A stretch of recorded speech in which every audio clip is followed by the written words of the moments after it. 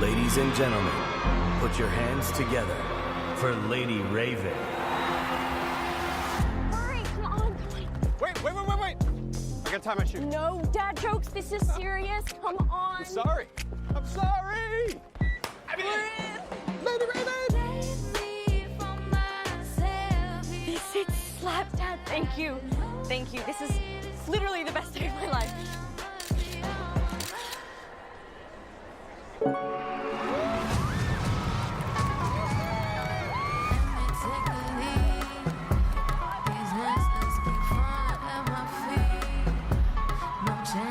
Hey, I gotta go to the bathroom.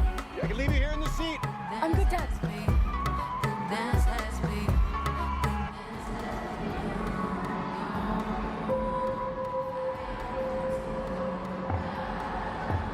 Right? Hi. Psst.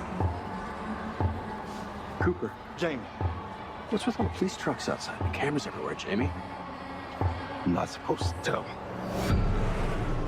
Something happening? Don't rat me out. I won't. You know the butcher?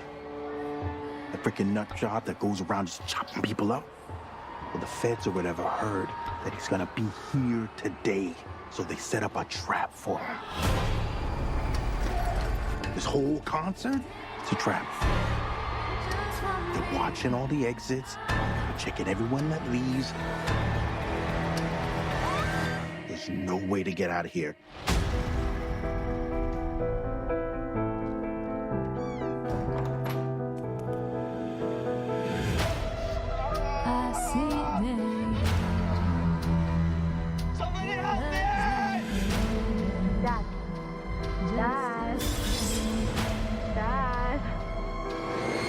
Dad.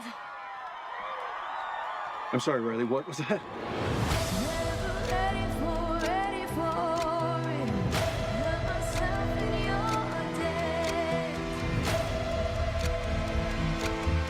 Your daughter's never gonna forget this day.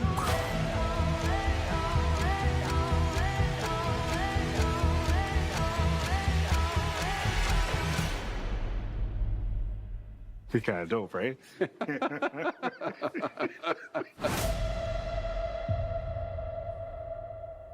Welcome back, everybody, to Hood Classics. And like always, I got my man Shahid here. What's going on, good sir? What's going on, everybody? Happy New Year. Happy fucking New Jeff Year. Week, so you gonna tell us why he picked the movie he picked? Oh, Big Trap, because I think it's a good. I personally like the movie. But me and M. Night, we got an up and down relationship. This is one of the movies that I thoroughly enjoyed. And I felt like it was just time to do it. Because even when I initially saw it, I figured that you would want to do it for the show, but you hadn't seen it. So once you saw it and we talked about it, I said, yeah, we will eventually get to it. So I just said, fuck it, let's start out the new year right. Huh? Why are you cussing so much? I don't know. Good question. I said I was going to be better with that too. But who is this movie starring? Who named the stars in the films? You know who is starring. Josh Hart. This is basically the Josh. Josh Hartnett, Alison Pill, M. Night Shyamalan's own daughter herself, Saleka Night Shyamalan, with cameo appearance, I guess the best way to put it, by Kid Cudi. Uh-huh. That fucking wig had me so mad. I mean, I don't know. Hey, I saw you posting, made yourself laugh, so I saw that. Listen, it was giving them rating vibes. So I was just like, I guess, whatever.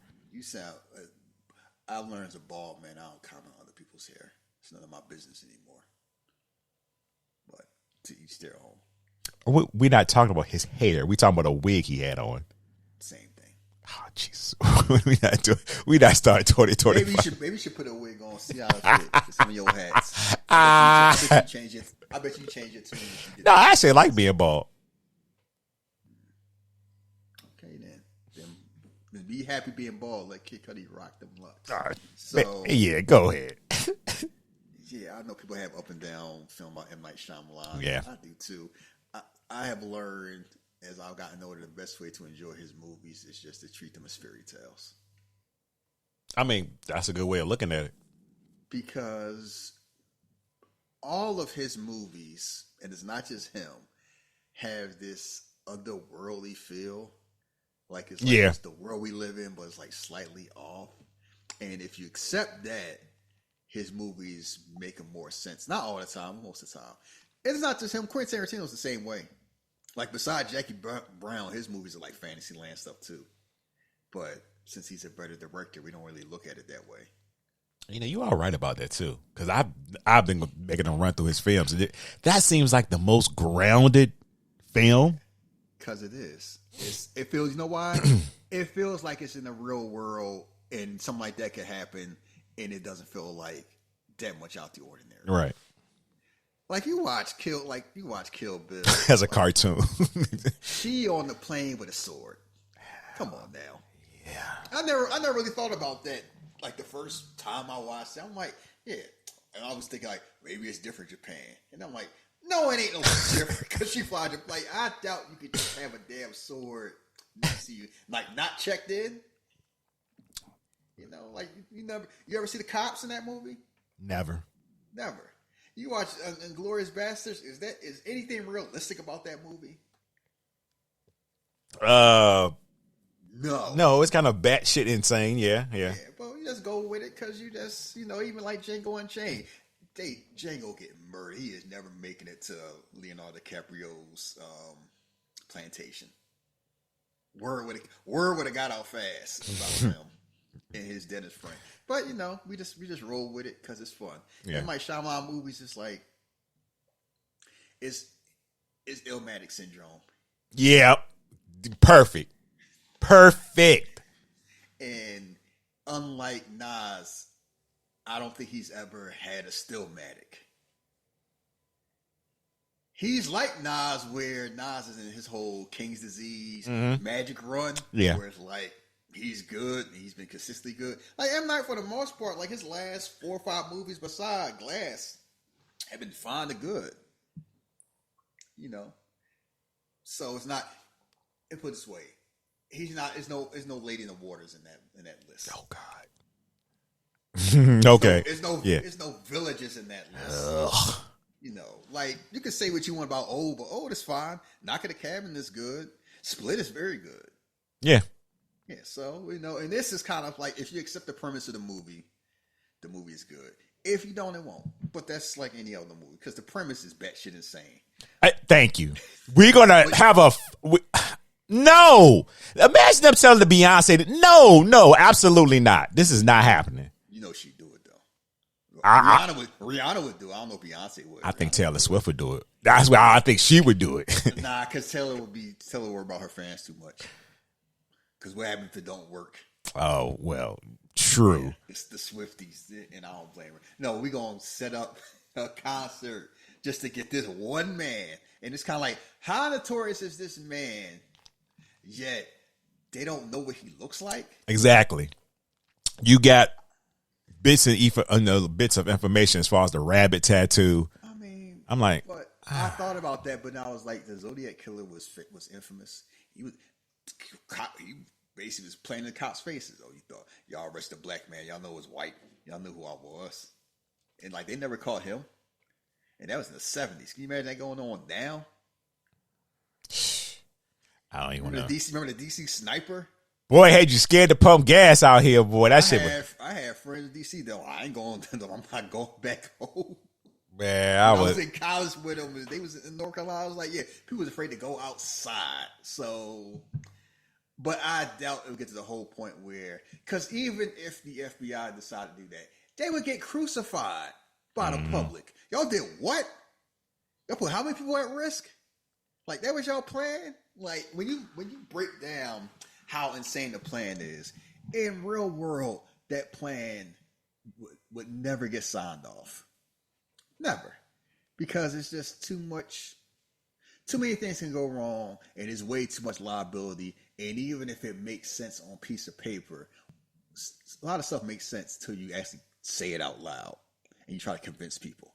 And this whole plan, like, well, we know this guy's out here, and we got an idea. Like, we basically set up, we heard he a fan, we gonna get him tickets for his daughter, and we just happen to know he's gonna show up, and we gonna get him. We don't know what he looked like. We got a general idea what he looks like, and we're gonna make sure that nobody get out. And how does he find out?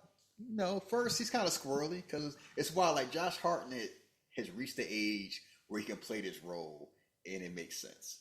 He had to get to a certain age because it's kind of like used to Josh Hartnett being a heartthrob. He was a heartthrob for a long time. Long time. And he still kind of looks like that, but he's older now. Yeah. And when you older, you can like how stuff. It's like Jason Bateman. We just did Jason Bateman and Carry On. Stuff that you couldn't do at a certain age, you can do once you get older. Like Keanu Reeves couldn't have done John Wick in the 2000s. No, sir. He didn't look weathered enough. Mm-hmm. Now he can. At the same time, imagine Keanu Reeves as Neo for the first time. Now, no, because he's too weathered. So it's kind of like right place, right time. Josh Hartnett kind of looks like this whole thing is he looks normal. He just acts off, but just 10%. Yeah, it ain't noticeable. It's not noticeable unless when we're dropped into the film, you just see why is this motherfucker so observant of everything? Why he keep looking around? Like what's fuck going? That's why I've learned as somebody. I'm also observant. Most people are not observant, but you only know that if you're observant yourself. Most people just go about the world. I'm surprised people don't be bumping the walls more often, especially now. Head in the like, I never walk around with AirPods in public. That seems insane. What if somebody run up on me? How am I gonna hear them? What if something happened around me? I do understand both sides because I sometimes I do wear mine, so I ain't even gonna lie to you. But you spent a long time life not having them. True. So you know how life was. Did it really bother you that much? No, I think it's just because New York City, you know what I mean? And I'm usually doing bus or subs. I ain't trying to hear all that noise. So that's my way of blocking it out. Man, I grew up in Philadelphia. Yeah, I know. I get it. Same thing, yeah. I get the idea, but it's like we just walk around with our head in the phone, AirPods in our own world. I'm like, and a scroll can come snatch us up when but it's too late. I've tried to be better. I put one in now when I'm traveling to work just because you never know. So thank you, Daredevil. You put one in. So yes, you notice like he's observing. He's kind of eyeballing things like everything. Like it's security, but it's not because a lot. And that I can relate because I remember I went to see Alvin Ailey in DC, and when we went to see it was like a date night. I noticed there was a lot more cops than usual. And I know, like, it's DC, it's a weekend night. And I was like, okay, it's police there. And I was like, why they got the dogs out here, like, sniffing? So I asked somebody. They was like, oh, like, what's going on? Like, it's a lot of, like, just like Josh Hartnett was going on. Like, oh, it's a lot more security that's going on. They're like, oh, yeah, Barack, Michelle, and the kids are here. Oh, wow. Yeah, I happened to go the same night as Barack Obama. Both of y'all had good taste. Yeah, it was right the year he got elected president is when I went. Right. And I always make a joke because I had better seats. Because he was they had like a presidential thing. So he up in the balcony. He's like halfway through the show. It's like, oh, let's get a special welcome to our current president. And it's Barack, Michelle, the kids. And I think Michelle's dad. I want to say it right. Yeah, and everybody was up there. He was waving and stuff like that. And it's kind of like a lot of stuff made sense because of a lot more security than normal. Mm-hmm. But I wondered how many people would have paid attention to that if they're not really thinking about that. So he notices that. And then it's kind of like, once he knows what's going on, and the dude snitch, well, I just want to tell you this thing. And that's the thing, one thing about secrets. Most people can't keep secrets because they like gossip. They like drama. And you know how they always say, I'm going to tell you this, don't tell nobody. Yeah, I ain't going to tell nobody. You got to keep this between us. They ain't going to keep it between y'all. You just make sure you tell people that's not going to tell them. It's how secrets normally work. Or you tell people where the secret's not going to hurt them. Like the people you tell, it's not going to hurt the person whose secret that you told. Unfortunately, the dude at the concession stand didn't know that or couldn't realize that's all you know, word on the street. It's this dude named Butcher. They set this whole concert up. Man, just to get him. And they're going to find him. And you see Josh Hartnett's face. He started making a Roman Reigns lip quiver. And he like, And then once that happens, the whole movie changed. And then Josh Hartnett goes from like being 10% off to like 35% off. To the point that his daughter is noticing, like, what's wrong? You acting weird. And all the stuff he's doing, like, I'm going to make bombs. I'm going to set grease. I'm going to try to set. It was a lot. Listen. I'm going to have to have exploding oil. I'm just doing all this home. He started doing how Home Alone stuff would look like if Kevin McAllister was like 22 instead of like 9. Now, my only, I don't want to say pushback on the movie, but because I know it's a movie, right? But it just felt like everything worked for him. Like he just got, you know what I mean? He slid past this moment, got past this moment. I'm like, here's the thing. I guess. If you know how people operate under those conditions, you know how to get around it. And one thing the movie establishes about him as the movie goes on is he is very thorough. Mm-hmm. Because otherwise, like, I know it's hard to get away with crime. Like, it's hard to get away with crime. But for the most part, if you do a crime once, it's easy to get away with. You do crime for a while, and it's like serial killer crime, you kind of got to be good at it. Like, the cops are sloppy and lazy until they have a reason not to be. But once you get their attention, they do have a lot of resources. So you have to, we've seen Dexter. We've seen those shows. It's kind of like, how many sloppy serial killers you see in these movies? Like, you probably get away with that shit in like the 70s or like Jack the Ripper days. Like, I don't know how they didn't catch him. Man, half people was barely using soap. You think they doing fingerprints? I mean, all that Industrial Revolution. I'm like, somebody would have to see you, right? Hit somebody with a hammer to catch you. I heard the Ripper out here. Word, how you look? Like, man in top hat. like that narrows it down. So yes, once he figured out the jiggles, and the thing that we're about Josh Hartnett, the way he is acting, the way he reading these lines and talking is just so funny because it's kind of like he knows what type of movie he's in. Yes, he's kind of in on the joke. In on the joke, but not in a winking way. But it's kind of like I'm gonna act weird in a way that how somebody in M. Night Shyamalan movie would act. Definitely. And it's just, there's a woman, something happened. I think she got burned. And, I hope you do something. Don't tell my boss. And they just throw little things in here. Like, he slowly gets more unhinged. His daughters want to have fun. And then his daughters get involved. Oh, you want to sing with Lady Raven? You want to do that? Yeah, Dale. Oh, okay. Yeah. I think that's what that. Now, we at 35 then, but once they get to his house, it's like 75, 80, and then it's just off the hinges. We about to get to that part because, shout out to Kid Cudi. Somebody that's probably in that. There's probably a lot of people that act like that in the music business. And that's the best. That's the thing that's funny. People point out the whole nepotism thing with, of course, he got his daughter, and I don't know if she act right. I'm like, she's acting like a musician. She is like in real life, she's a musician. Yes, sir. So she is acting appropriate for the situation, and she looks like she looked like a diva. She looks very talented, and she got this whole not part of the world, but I'm also in on the plan too type thing. And the move, and a lot of criticism, and a lot of people brought up the whole, and it's a M. Night. It's not just this movie. It's an M. Night Shyamalan thing, and it's also a Tyler Perry thing. I noticed that with like a lot of directors.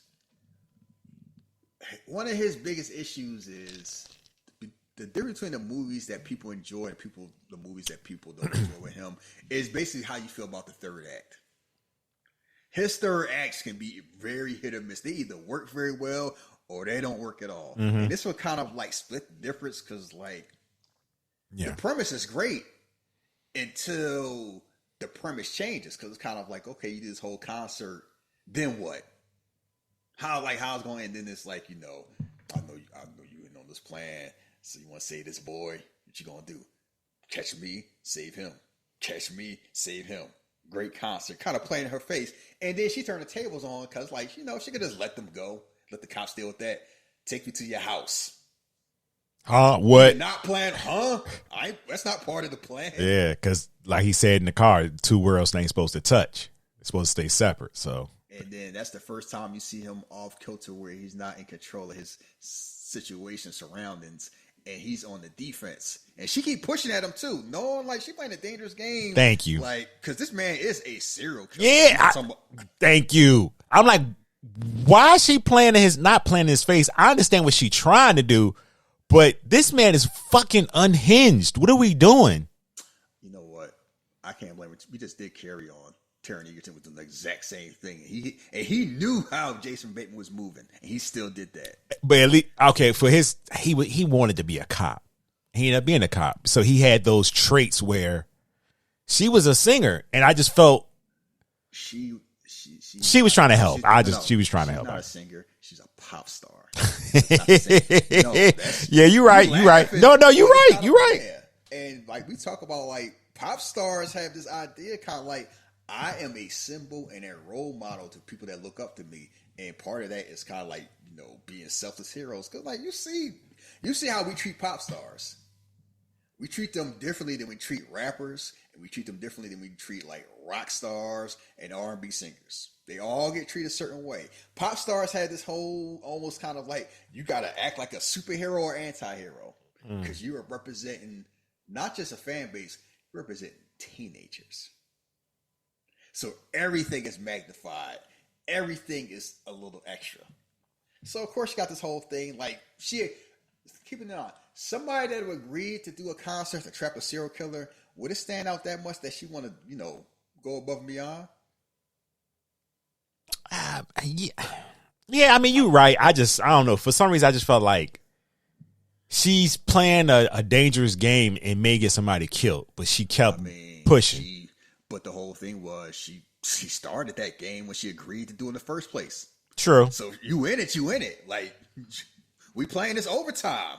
Or I played my 36 minutes. Like, she ain't doing load management.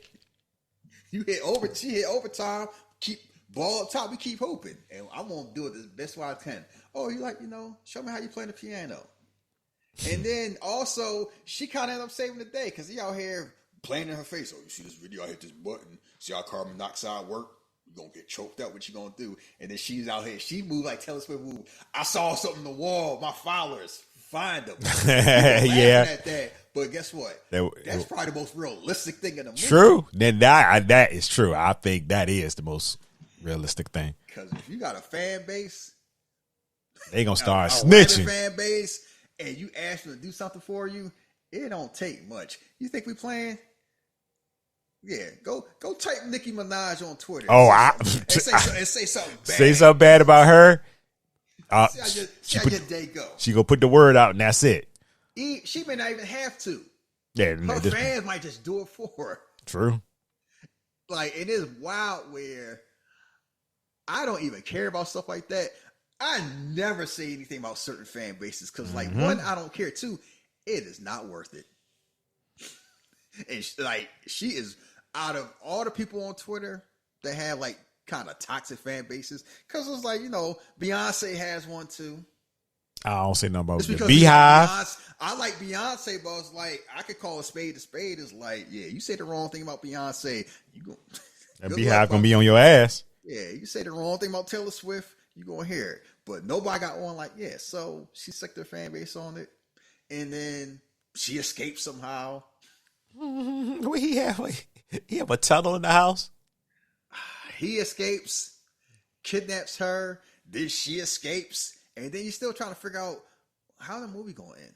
Mm-hmm. And then it's kind of like, you know, of course, the wife found out. I kind of knew, but I wasn't sure. It's like, all right, that's my biggest issue with the movie. Her, because I'm like, okay, so first you thought he was cheating. But then you knew something. He wasn't cheating, but you knew something was off. So I'm going to put the cops on your radar with the receipt. Yes. Because just in case you are the killer. I mean, but I'm hoping that it's not. No, she knew. Okay. Yeah, you Okay. just saying that hoping to hedge your bets. You ain't doing all that if you ain't sure, or you're not sure that you think he is.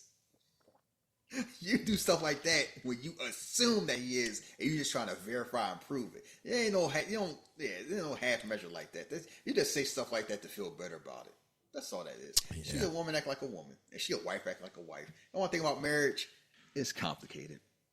Like, apparently, yes, it is. It is, and it's like no one knows the rules between the husband and wife beside the husband and wife. And I'm like, plenty of horrible people have wives. True that. And they down with it. Like Donald Trump has a wife, and everybody talking about, I feel bad for Melania. Why? Oh, what? You think? Oh, I know he was like that. I just saw her in the video dancing. She know what time it is. Stop playing. That's what I'm saying. That's like sometimes women don't know when originally, and then eventually they find out, and that happens a lot of times too. But a lot of times they know. Like in this situation, she probably didn't know. But once she knew, I moved that way. And she did what she had to do. And then, of course, the movie ends with him escaping.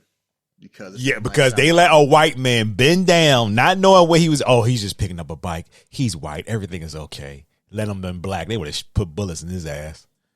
Unless he was Bruce Willis.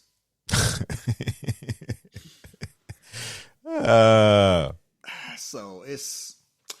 Yeah, people had issues kind of like once they got out the concert. But it's like, unless the movie is 80 minutes long, you're going to have to deal with that. Because same thing with Speed. A lot of people, people don't bring it up now. A lot of people had issues with Speed once they got off the bus. Yeah, I've heard that before. Oh, well, down there on the train? It's like you do a little extra. Like, it is... And it's the same thing with Con Air. If your movie's based off a premise, once you move away from that premise and the movie don't end, people may start to complain. Because Con Air, like, I don't have an issue with the end of Con Air, but the whole thing about Con Air is like these convicts took over a plane. Plane gonna crash in Vegas. The movie don't end when they crash in Vegas. Then they steal a fire truck. Yeah, it's great. They're chasing a fire truck in Vegas like another 5-6 minutes. It's kind of like, and they end up like John Michael was dying some scrap yard. Some Looney Tunes shit. 10 minutes away from Vegas. Like they in Reno. Where the hell? Like how the hell they end up there? It's kind of like endings are hard. I'm just saying it with movies, especially a concept movie where the ending happens after the concept part is over. So I get the criticism. I mean, but I'm not a film director, and it's just somebody as who watch movies. I understand that a lot of times it's hard to movies kind of end unsatisfying way, and everybody can't be Christopher Nolan, and even Christopher Nolan got some endings that's kind of like people don't really like how the Dark Knight Rises ends. Yeah. Oh yeah. Like people like how the Prestige ends. People like how Oppenheimer ends. But it's like, Interstellar is kind of like, Oof. and you hear how people argue about Inception. Oh yeah, that's so that. Yeah, I've heard the Tenet argument. So it's like, it's to the viewers, like, however the viewer feel about it. And he's like the top of the top, but like he like Jungle Fever, and with like Wesley Snipes mad at Halle Berry because she on crack. Like, what you gonna get her all crack? Like, you just find it. You just finished your own stuff. Like, so yeah. Everybody can't, Oh, one thing, I thought about the whole ending part of this movie. What's up? Or something like out of the ordinary. Talking about how Guardians of the Galaxy ends. A dance off. It works for that movie. Yeah. I remember when I first watched that movie, and I remember reaction. Not a bad one. People was like, "What in the world is going on?" Like you had the same face Ronan had. Like, what are you doing? I thought I was in one type of movie. Like it fit the movie, but just think about.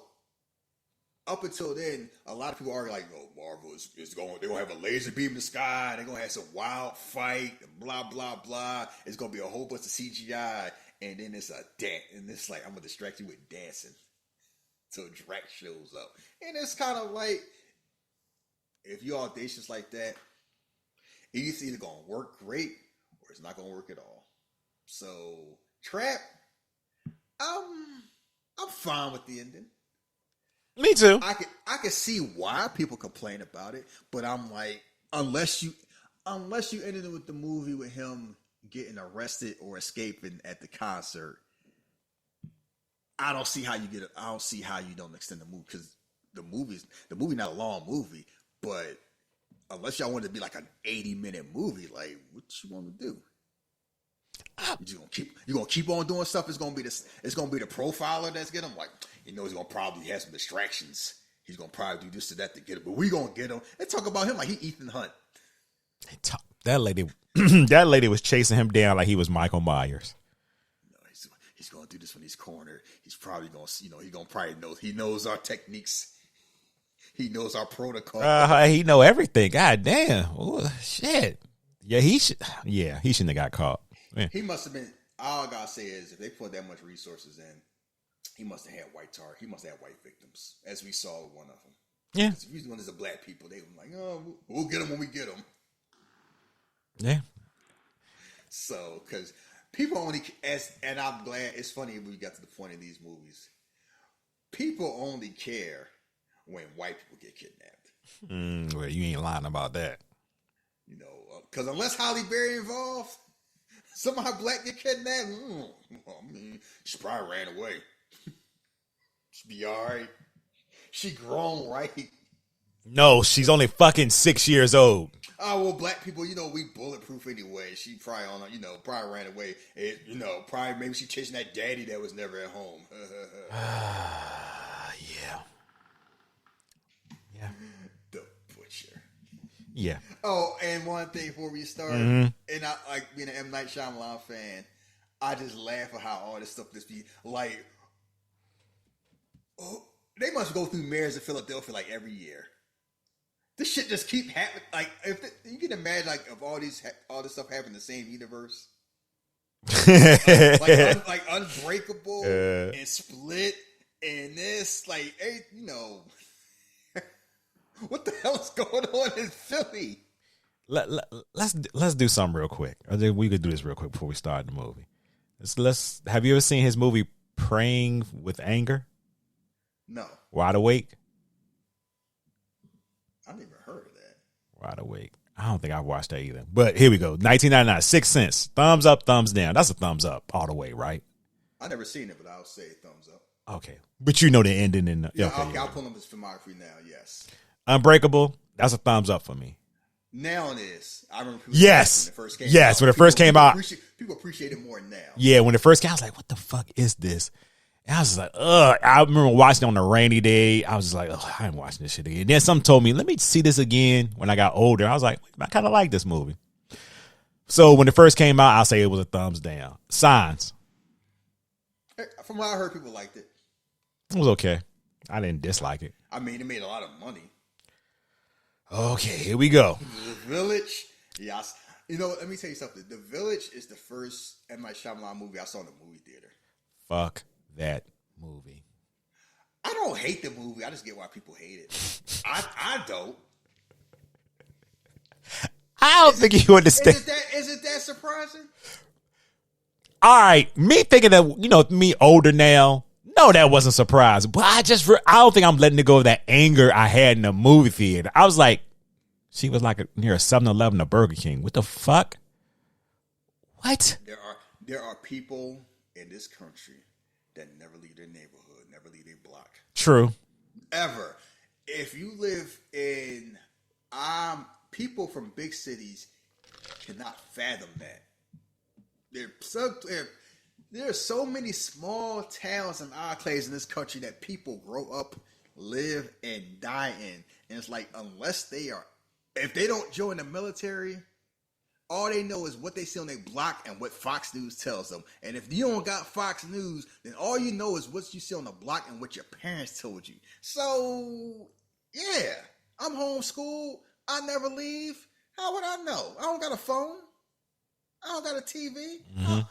Honestly, how would you know? That's true. I get it. I get it. If you're not saying nothing wrong, I'm not gonna fight you on it. But I get the anger that people had. Like, all she had to do was cross the street. Because I remember going to a movie theater. People were kind of mad at that. Like, huh? Civilization was like right there.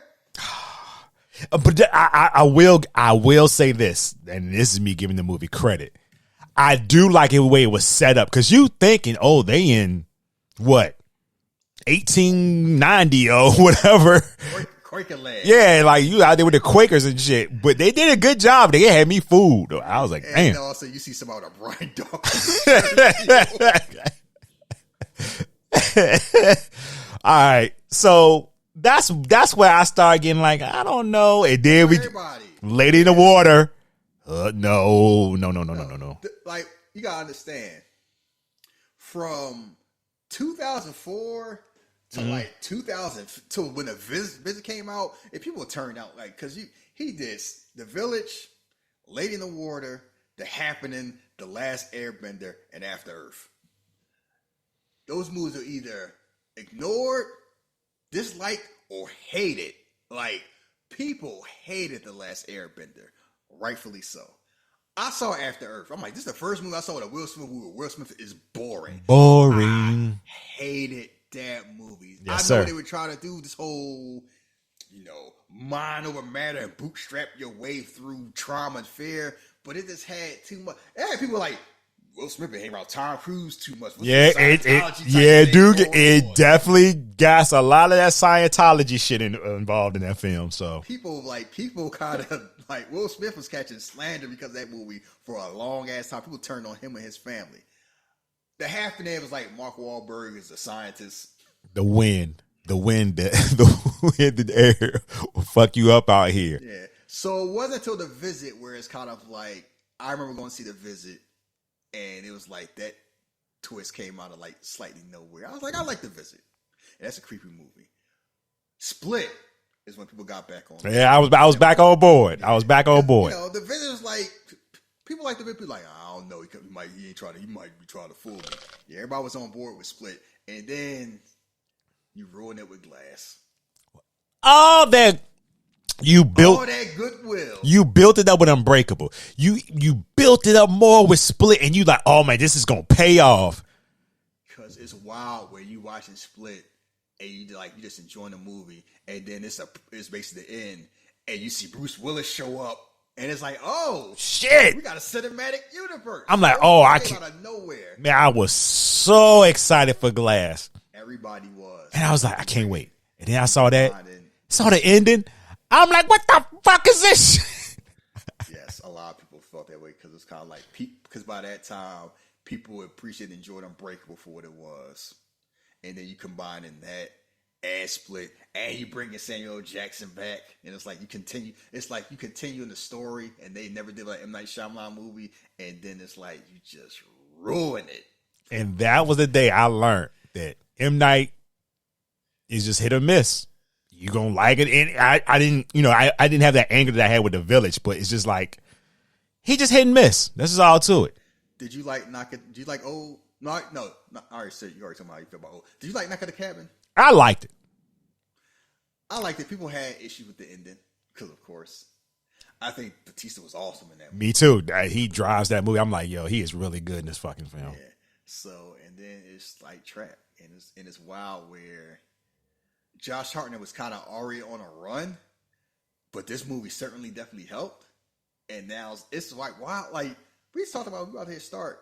It's funny look at the careers. Like you watch Pearl Harbor, and you see that leads of Josh Hartnett and Ben Affleck, and you see how their careers have gone since then. It's like one went one way and one that went the other way. And I bet you, if you would have asked people if you predicted how it would have went, if somebody would have told you after watching Pearl Harbor that one of them would end up playing Batman, you probably would have guessed Josh Hartnett back then. Yeah. And it's just wild where it's like, that did not happen. Like, Josh Hartnett is fine now. Like, he back. Like, he ain't where he was, but he's one of those kind of like Ryan Reynolds in the same boat. They just kept on trying. Hey, it's going to work eventually. It's going like Chris Evans we gonna keep on trying. Like, if you are white, you conventionally handsome, and you got some talent, and you're not an asshole. Or like you're not like a woman beater. You can get a lot of swings. They gonna keep giving you chances over and over again. Like, they will never give up on you until your hairline gives up on you. No, like once your hairline, like once you start looking different, like Mickey Rourke, or you just age out and they start giving you chances, then it's kind of like you better be a character actor. Until then, they gonna keep on keeping on. Because keep in mind, it's 2024, and we talk about Josh Hartnett. Like, oh, look at him. He is in a renaissance. Like, I'm seeing him in Trap, and all I'm thinking about is, I remember watching 30 Days and 30 Nights. I'm like, wait a minute. It's the same guy. And he's 46. Yeah. Aging gracefully too. He don't look 46. Nah. But I guess you don't bother know why they don't bother you. Like, he's from the Paul Rudd school of aging. Mm-hmm. Because Paul Rudd has looked the same in every single thing I have seen him in. He fucking exactly the same. He doesn't fucking he like aged to a certain point and just stopped aging. I'm like, all right, I guess. He aged, he's like 22. Because I remember him in Halloween. Mm-hmm. That movie came out, what, 90? I believe so. He looked exactly the same. I know. That should be impossible. Hey, man. Like, even people with good genes, like Angela Bassett looks great for her age, but she don't look the same in what's got to do with it as she does now. She does look great for her age now, but you can tell she looked different. Paul Rudd just stopped. Hey, man. When you ain't problematic, that's what happened. That Mean Gene genetics, but it was the good way. Like, Mean Gene, he just stopped. 40 when he was 20 and looked 40 when he was 60. But as you've noticed, it's kind of like, and we about to hit play, unless you have like drug issues or you did a lot of weight change, like up or down, like a lot of life changes. If you take care of yourself, once you like you're gonna kind of look the same between your 20s up until like your late 40s or 50s. Because like for me, the only thing that changed for me, my hair. Like I used to have more hair, and like I kind of look relatively the same as I did in like the early 2000s. And I'm probably going to look the same until probably like, you don't really start to change until you start hitting your 50s if you take care of yourself. But we're used to so many people not taking care of themselves, especially in Hollywood. Like, you do all this work and you just add stuff and change stuff. So it's kind of like I look at like somebody like Ben Affleck. He ages well, but he does not look the same. Oh, hell no. At all. Mouth is different. Hair is different. Body is different. Like Jason Statham, the only thing changes, he used to have hair when he should have no business trying to keep it on. Like, once he started cutting his hair, he looked a lot better. Besides that, he has looked the same since the 90s. The Rock, no. Yeah. That is somebody that does not. You see The Rock. Matter of fact, you can compare different age range. Like The Rock in like 1998 looks nothing like The Rock in like 2007. No, and sir. Looks nothing like The Rock now. Yeah. You put that turtleneck, the black turtleneck beside him now, you be like, did he swallow him? Like, what the fuck? Imagine somebody leave professional wrestling and get 40 pounds bigger. Like, I'm going to swell up. And it wasn't like he was a small man to begin with. Right. It's like Randy Orton, like, yeah, I'm gonna leave WWE, I'm gonna join General Hospital, and now I'm 290. 300. I've been eating. 300. So, shit. But yeah, I'm seeing Josh Hartnett, and I'm happy for him. And I look at his filmography, and it's like, ooh, yeah, he wasn't Oppenheimer. I guess Christopher Nolan saw something. He made a career comeback with his roles as Ernest Lawrence and Oppenheimer and Trap. Mm-hmm. And look at him now.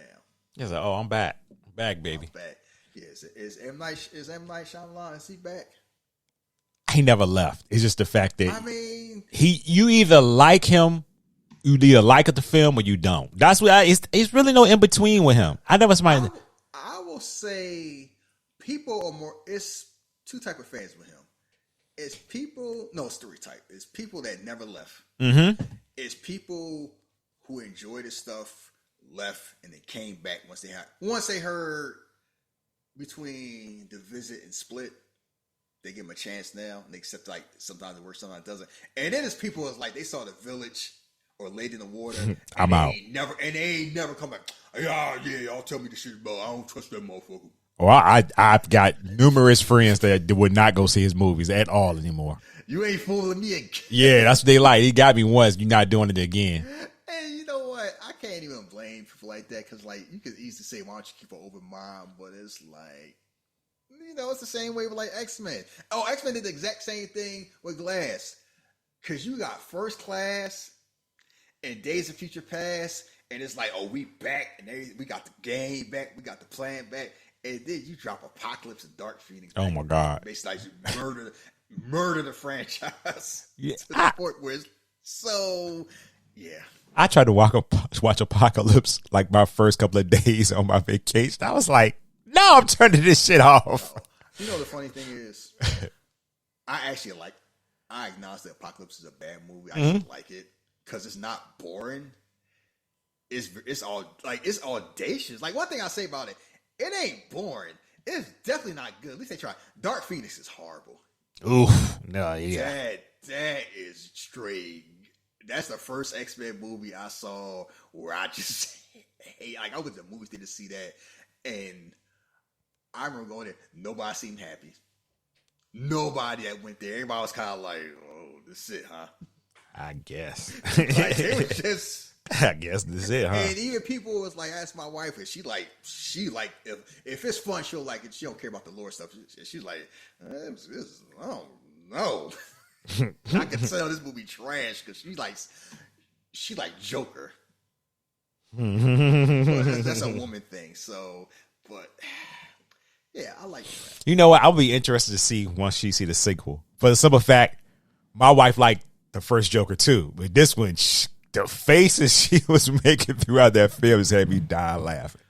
So I wonder got to know how your wife see it once she see it. Yeah, we about to hit play because it's on Max. I just accept the fact that M. Night Shyamalan is good. Like treat his stuff like fairy tales and like an alternate universe where stuff is like 10% off and you fine. And for whatever reason, people don't want to do. I'm like, because you watch Kingsman, it's the same damn like. Even something like Mission Impossible. Is it that grounded?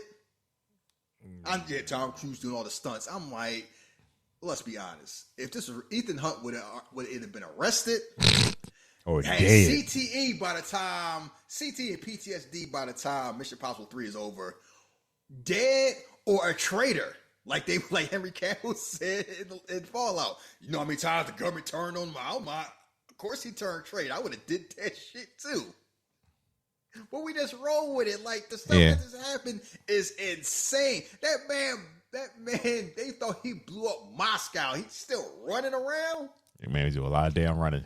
Everybody like, Ethan Hunt, saw what happened to Kremlin, saw a satellite, saw a nuclear missile almost blew up Florida, and he's still on the job. Like, come on now. But it's slightly realistic. We just roll with it. We just accept that. Like we'll make fun of Fast and Furious of them driving around a vault in Rio, even though they was actually filming that because like that just seemed absurd and it is absurd. But we can just accept. Oh, Ethan Hunt just hanging on the side of a plane in the suit.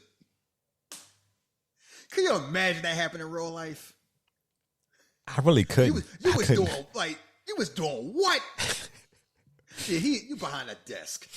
Yeah, man, I was just hanging off the plane. You ain't doing that shit again. It's like, yeah, that's nice. You gonna be on Good Morning America, and congratulations, you are in management. First of all, hanging off a plane, that wind is gonna take you off that plane. Let's be serious. It's wild because it's kind of like it's absurd, but we see him do it. Like he actually doing a lot of this nonsense. So, and I think that worked. Whoa. I mean, he did it, so I guess you could do it. I'm like, I could eat 8 oranges, but if you was out somebody lunch break, you saw somebody at lunch eating 8 oranges, you're kind of like, what the fuck is you doing? Are you okay? You're gonna kind of look at something like, man, you go to lunch and you're on your lunch break. Somebody show up, and they don't got Chipotle bowl. They don't got Five Guys. They don't got Chick-fil-A. They just have 8 oranges. And they just sit down and eat 8 oranges for lunch. Is that, you don't think that's normal? I have 2. 8 is the little extreme. 2? 2 oranges. How big are they? Nice size. Start calling you Dumbo. Shut your ass up. All right, we go, Max. We're going to start the movie. We're going to hit this and play. Come along, enjoy the ride with us. We are starting this in 5, 4, 3, 2, 1, play. Fruit eating Joker? Chill out, man. Yeah, Warner Brothers. Yeah, they said we back, baby. WB. Yeah, because James gonna save y'all ass. Y'all gotta stay out of trouble. Ooh. Stop taking shows off the damn network. Y'all might let James make decisions pretty soon, next couple of years, because It's y'all gonna be wild. Warner Brothers is gonna be the James Gunn and Tony Khan show. Yeah. Who would have guessed it? Warner Brothers, yeah. M. Night Shyamalan. And one thing about M. Night Shyamalan, why he get to do it? He decided, you know what? If I use my own money, I get to do what I want. Yep. Because I was my own ending. Because I remember after some of them duds, it seemed like Hollywood kind of pulled back and was like, Oh, they did. So he's like, you know what? I gotta use my own money. And I make it work. Cause and it works. I keep the budget relatively low. Mm-hmm. It's like, the movie, $20, $30 million. So I make 80 to 100. I'm in there. And it's like, he has been doing that lately. So if your movies make a profit, people will keep seeing them. It's like, one thing about Trap, people talking about how goofy it was. People saw this movie. Oh, yeah. People talked about this movie when it was out for a while. And people talked about it more when it hit Max. So it wasn't this whole, you watched and forgot about it. It's one of those whole, you watched and had an opinion. Rightfully or wrongly. This is one of the movies where we had some good conversations about. I'll say that. And that's so hard to do these days. Yeah. Because even the people who didn't really like it, and I would talk to them about it, I told them what I liked about it, they could see my side from it. So it wasn't like, oh, no, you crazy. It was just like, this wasn't for me. A white girl doing what she's doing, singing a pop song off key. Lady Raven, Rebirth. Yeah. We'll get there. It's like Josh Hartnett. You see that face? Like, I can trust him. Yeah, I can trust him. This is a white man right here, wholesome white man. He'll probably be working at Walgreens and UPS in the FedEx section. He's a firefighter. Yeah, that's about right. And that also helped with attention to detail. Mm-hmm. And of course, who don't trust a firefighter? She's like, you gonna bring your ass home? Yeah, it gotta be Eli Roth movie to have an evil firefighter normally. I got top watch. He out here playing games. Lady Raven, I guess, like the Taylor Swift of the M. Night Shyamalan universe. Why he get his daughter to do it? I mean, why not? Yeah, I don't. That's not. She can sing, and it's like I don't have a problem with nepotism if they talented. Yeah. Yeah, as be like, I don't mind Stephen Baldwin. Pete. No, stop. People ain't let that go, huh? No, they haven't. Cause especially people who just saw it. Yo, y'all were dead wrong. I said, what we do wrong? Y'all knew. Oh shit! Now the whole thing about the nepotism thing, people only alone like nepotism when they can't benefit them or a family member for them. But if it's somebody else, they only got that spot because. No, I mean, she looked like a pop. Besides the fact that she actually seen her life, she looked like a pop star. She do. It ain't like Sofia Coppola in Godfather 3, where it's you got to do an important role where she can't act, and it's gonna be noticeable. Dad. It's like her acting skills. She just has to look the role. You can kind of fake it till you make it. He looking like, damn, I'm a good dad. She waved at me. Yeah, she did. That was pretty cool. Yeah, I wonder how much those tickets were. Of course, yeah, he only going free if he a firefighter. They had some good seats too. Cause it's like people showing I went to see Michael Jackson. I was fifth row. Tickets was $60. That should be $5,000. Right. If he was as big, you know what I mean? If it was now, You know what? Part of me think it would be impossible. Impossible to get a Michael Jackson ticket. Nosebleeds will be like what, 500? But at a zero. Oh shit, 5,000. Folks was fainting seeing him, so they didn't line to see Lady Raven. And that's the thing that's changed. Kind of like the world was a lot smaller. And it's more accessible. Like, you could afford to go to stuff back in the day. You didn't have to be wealthy to do certain things. Now, you kind of have to have, like, that's the thing that's changed. Like, luxury stuff is relatively more affordable. Cheap stuff costs more. Shahid. Like, it's a lot easier to get a couch when you broke down than it was, like, in the 60s and 70s. 1998. I could go to the Richmond Coliseum and get good seats to watch wrestling for $60. $60 fucking dollars. Yeah, I used to go Raw. I used to be like section like 100 for like $70, $80. And this was in the 2000s. Like 2006, 2000. Like Trump at WrestleMania era Raw. Not like 88, 9. This like the 2000s. Now, yeah. Still trying to dance off key. See, that's the whole thing. Just having fun. See, it's like all you see is a dad taking his daughter to see Lady Raven. Mm-hmm. Everything looked normal. Yeah. You know, it's a girl with a little bit of anxiety. Her father doing the best to kind of like navigate the teenage waters because that can be difficult to deal with. And he seemed like normal. You know what? He seemed a lot more normal than Dexter.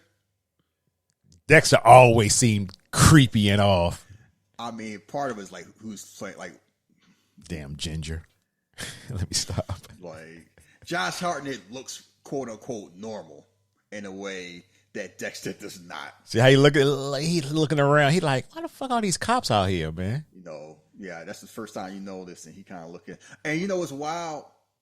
When you observant, people look at you funny.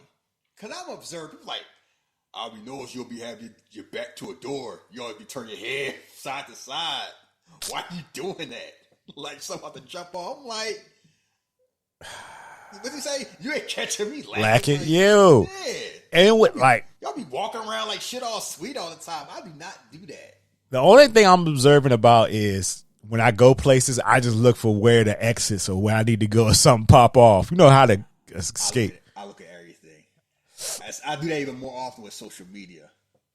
Because I'm like, I see too many weirdos on Twitter. Y'all be like, you know, Twitter ain't real life. I'm like, they real? Everybody know bot.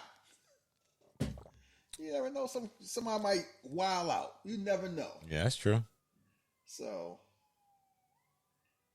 and he just out here, he's like, you see the cops? I see more police. It's like, I know it's a concert for Lady Raven. Why are they cops here? And like, you know, why are these cops here all of a sudden? Ooh, that person look good.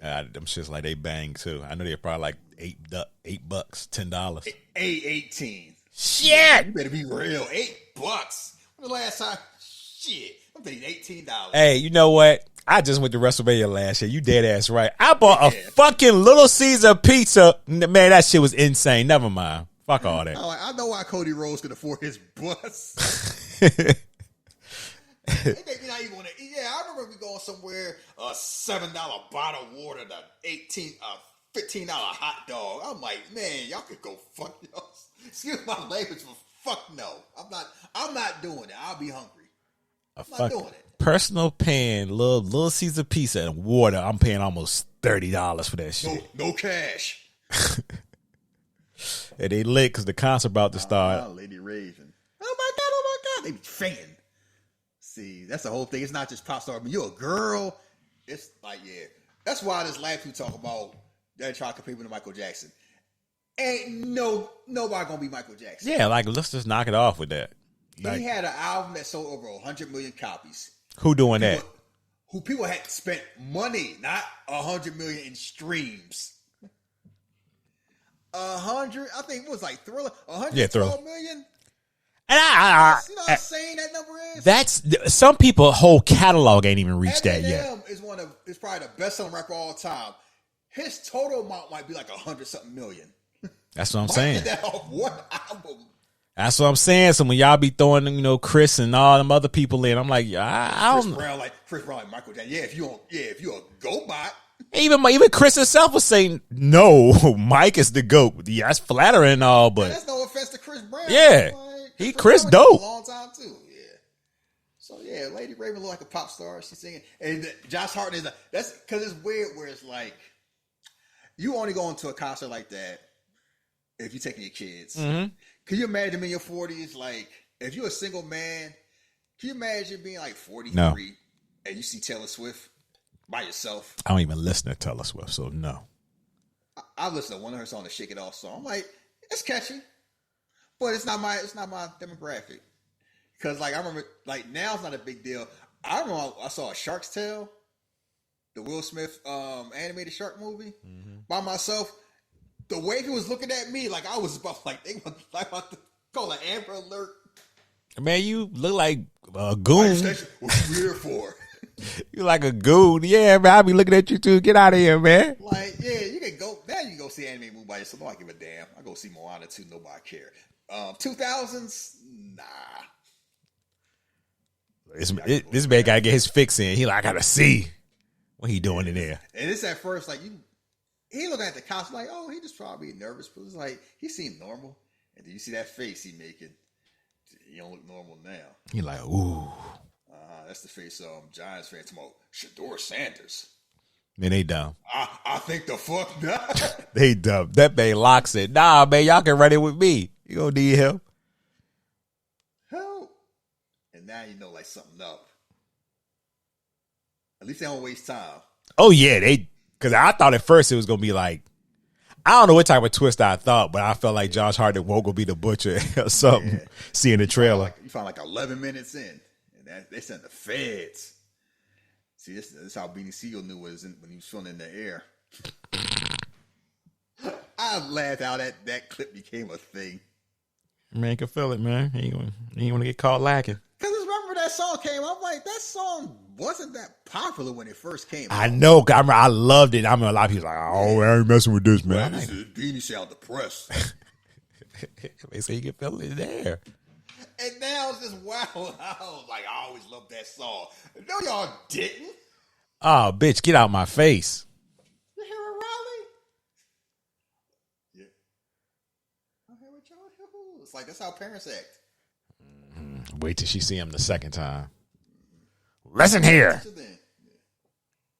They can be friends still. See, he's trying to make a small talk like, you don't want to talk to somebody. Uh-huh. And it's like, I'm trying to be polite, and you can't. See, Billy Bob Thornton would have told her to fuck off. Pretty much. And a funny ass way. Like, I'm just picturing it now. Like, You know, I got some seats down there, you know, where my daughter's waiting for me. because it's wild where it is hard to be polite, especially these days, because people are raised not to be polite. So most of the time, people are assholes. But at the same time, sometimes you want to be an asshole, but it's like, I don't want to, it's kind of like go with the flow. You end up being more stressed than if you just an asshole. And here you go, the Charles Xavier profilers. How big is the butcher? Seriously. I mean, Philly finest.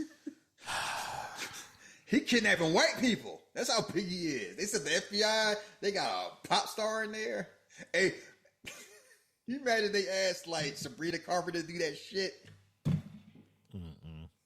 I'm trying to think of like, because I don't know how big Lady Raven is. Like, I don't know if she like Taylor Swift level or like Olivia Rodrigo level.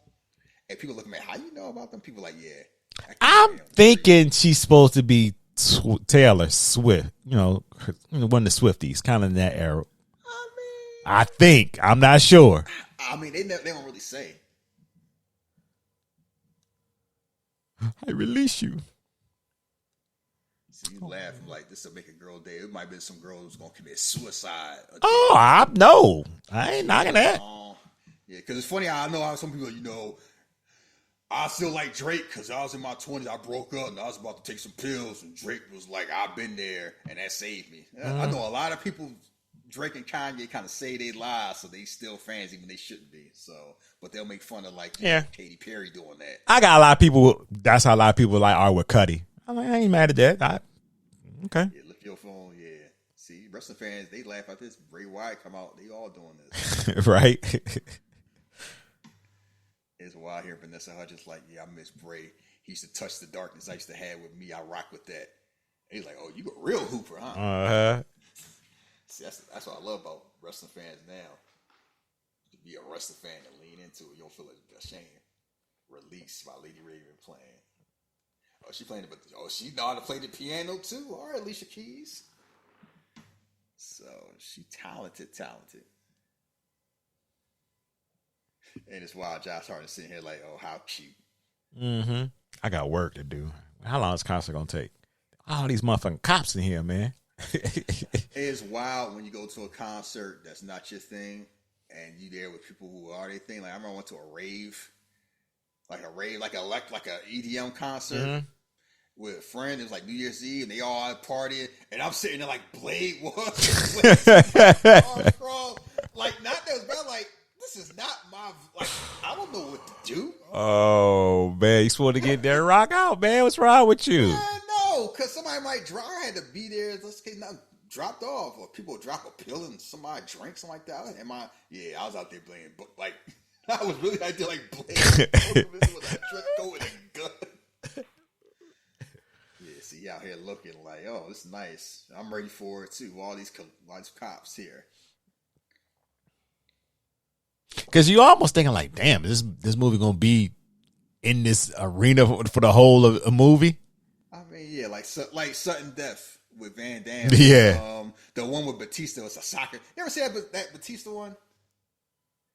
It's like Die Hard, like Sudden Death. It's like a soccer match. I don't think it was Batista, but maybe I know it was one on Netflix, something like that, where they were like in a soccer game. I think it was Batista, probably. I thought it was because he had one. He was good in it. It was good too. I can't remember the name of it. I know. No. The snitch. You guys, good family. Trust me, you don't see all that. Yeah, man. Come back in 10 minutes. I got you. And you know what's wild? Huh? The black person in the movie always looked like that. like Lil Ray Holly. Or Lil Ray Holly Light. I have noticed that late, like the last 5-6 years. Good boy, Jamie. What's going on with all these cops, man? I ain't supposed to tell nobody. You know how you get those M. Night Shyamalan movie? Mm-hmm. How they zoom in on the face. I won't say nothing. You know, the butcher. You're not gonna go chop people up. Oh, word. Oh, word. I might have heard of him. Tell me more. They set a trap up for him. Whole concert's a trap. You imagine hearing that? Hey. Wow, here? This whole concert's a trap. Like if the Joker was undercover, Batman set something up. He gonna get that clown tonight. Like, yeah, you see the face he's making. Like, I am fucked. I gotta get back. Well, you heard about the butcher? Yeah. They got trapped. Word. Yeah, he's out here trying to be known. When that smile is about to crack. Nah, but you look something look off about you. Yeah. He looking around like he looking for an escape. You know that face he made? That face when you had that credit card with no interest for 6 months, and then month 7 hit, and that interest kicked in. What the fuck? Yeah. Why owe extra $100? Don't let that shit linger. Pay that shit off quick. I mean, stuff happens. You don't be thinking about it till it happened. You be making that same face. Oh, word. That's nothing we can do, sir. Okay. That's something I can do. Yeah, so now it's like, I like how they said that they did not waste time. Like, they told you the whole plot of the movie. Hey, he won't shit for this right here. Yeah, you do what you gotta do. Shut up. Would you do that? If I'm him, yes, but I'm not him. You asked me if I was a serial killer when I push a woman down the stairs to get away? Yeah. Just the way you said. Do what you got to do.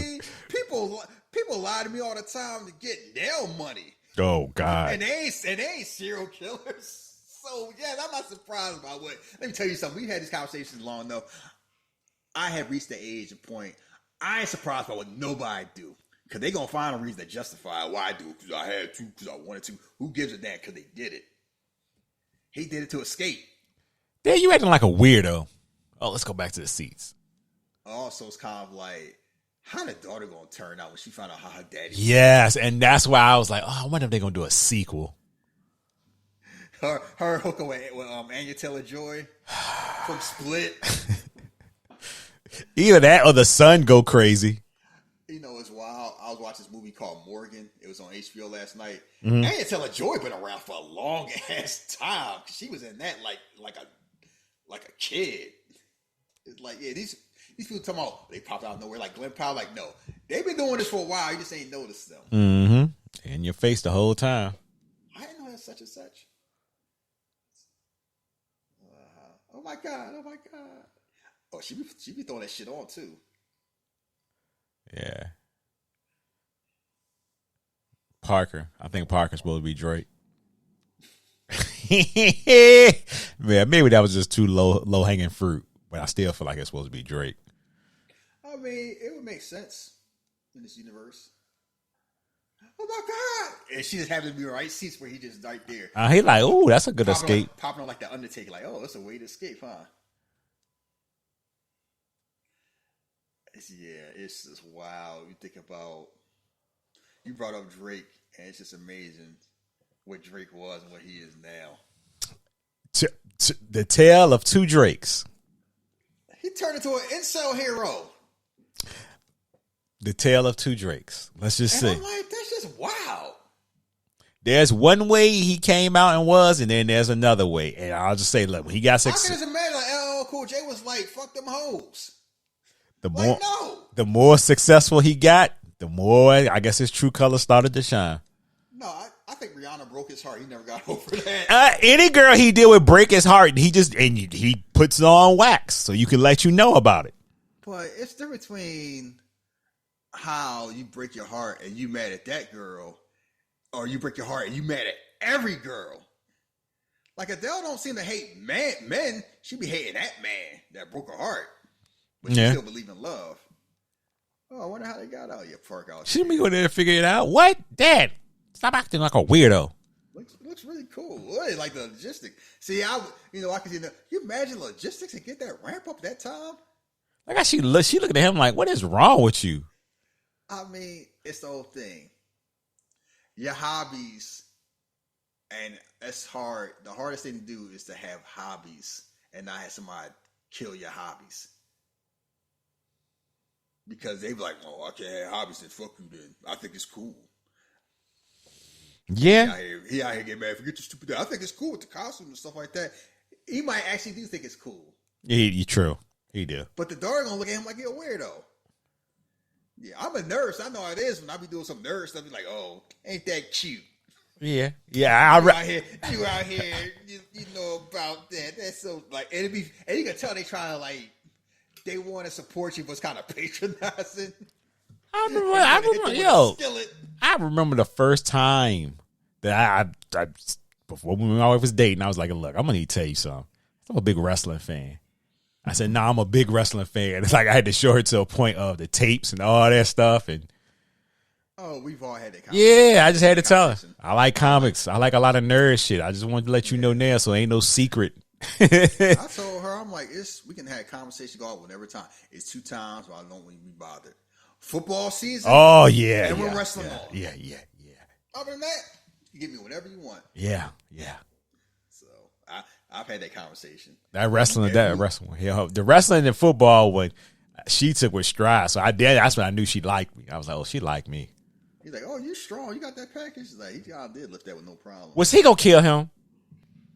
Nah, that's his point of information. Okay. He might have been thinking about it though. Not squeamish, are you? And then he might have got intrigued, like, oh, you a fan, huh?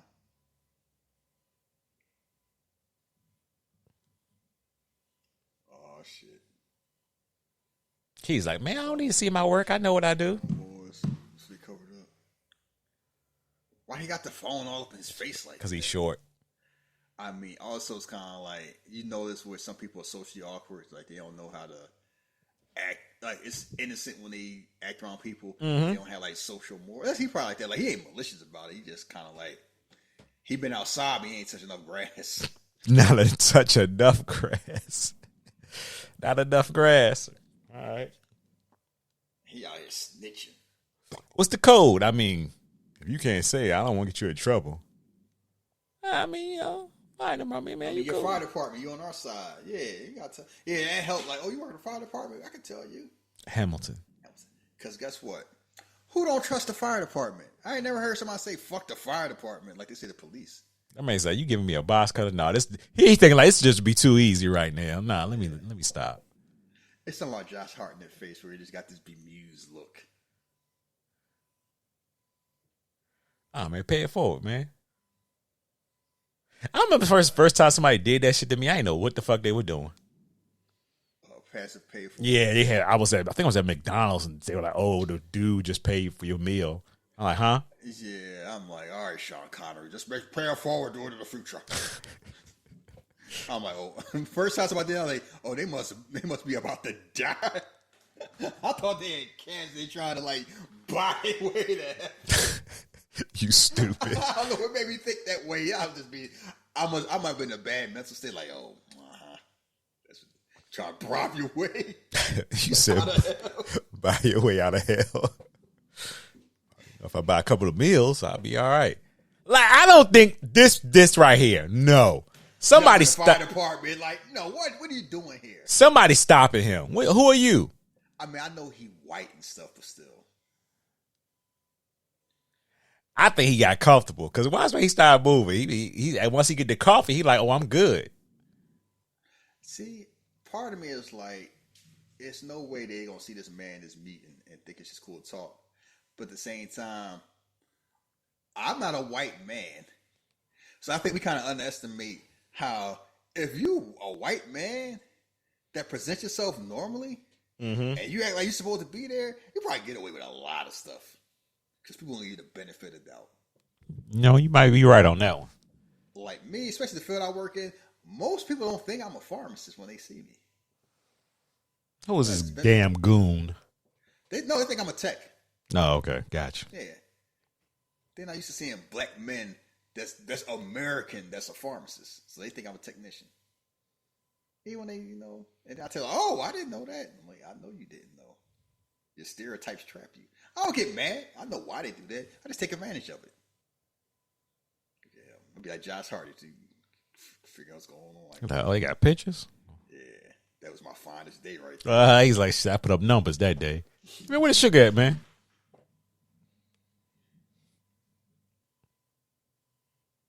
You take my stash. Like, everything is like, he's just too cool. Like, he got the good words for everything. You want some donuts?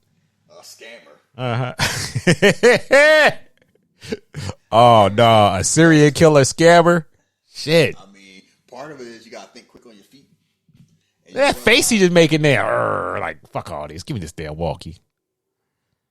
Yeah, it's one thing when you quick on your feet, you notice when people aren't, and it's easier said than done. Like the best scammers, they are agile with the mind and the mouth. So because if you slow down, you catch them on their nonsense. So that's the key. Make sure you don't slow down. Are you talking about round 2? Here we go. No. We gonna take this down. Look at her. She's like, I'm a white woman. Something happened between their daughters at this. Hey, here we go.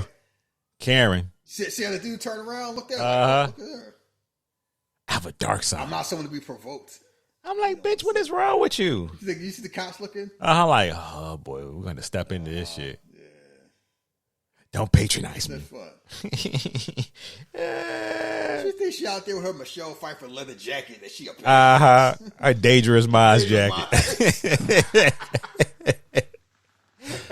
is the dangerous Minds jacket. I know what time it is now with her. I got a dark side, Cooper. Don't patronize me. Yeah, I don't be messing with white women either. They know how to weaponize the damn cops. Mm-hmm. Yeah, they learned the whole thing. The lessons of Emmett Till are still going on. Still. Still.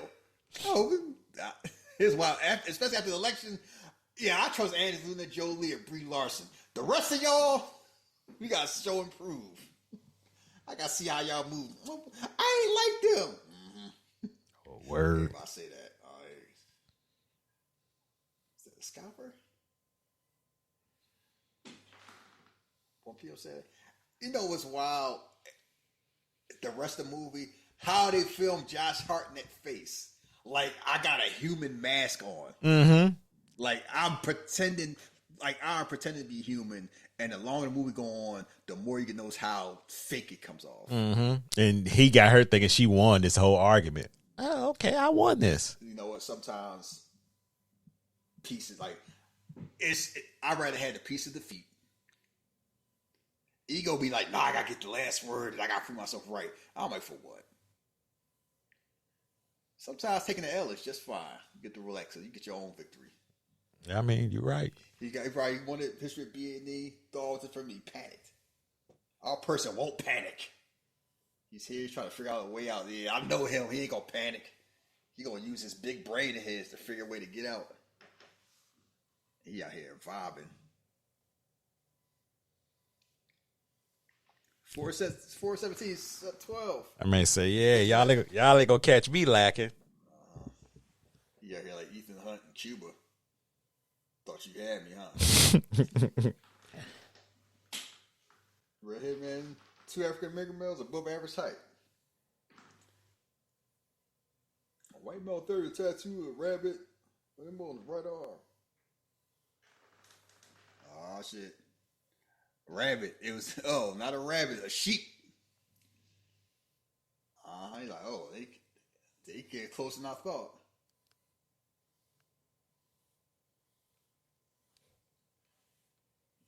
Look at them. Sticky hands. Grab that Lady Raven VIP sticker. I'll be mad too. You ever go somewhere, event somebody in your seat? Yes. You tell them to move? All right, I got 2 instances. The movie theater when I had that instance when we went to go see, I know it was a Marvel movie. Don't ask me which one. But I didn't say nothing. And the only reason I didn't say anything because it's pretty much empty in there. So I was like, you know what? We'll just sit somewhere. If somebody comes and says their seats, whatever. I didn't say nothing. The second time was at a concert, P. Diddy concert. Yeah, I know. It sounds crazy now, but this is in like 98, 99. You was a Diddy party? Yeah. I was playing. But I really, it was 2 white girls. I was like, yo, you in our seats. No, this is. I said, no. I showed them my ticket. Said, this is right there. Look down. Showed them it was like, I think I was supposed to be like in the C section.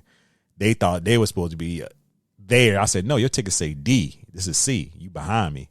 They knew, but they ended up going.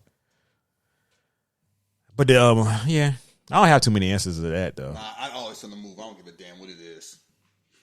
I pay for. I'm like The Rock with Cody Rhodes. Fuck that.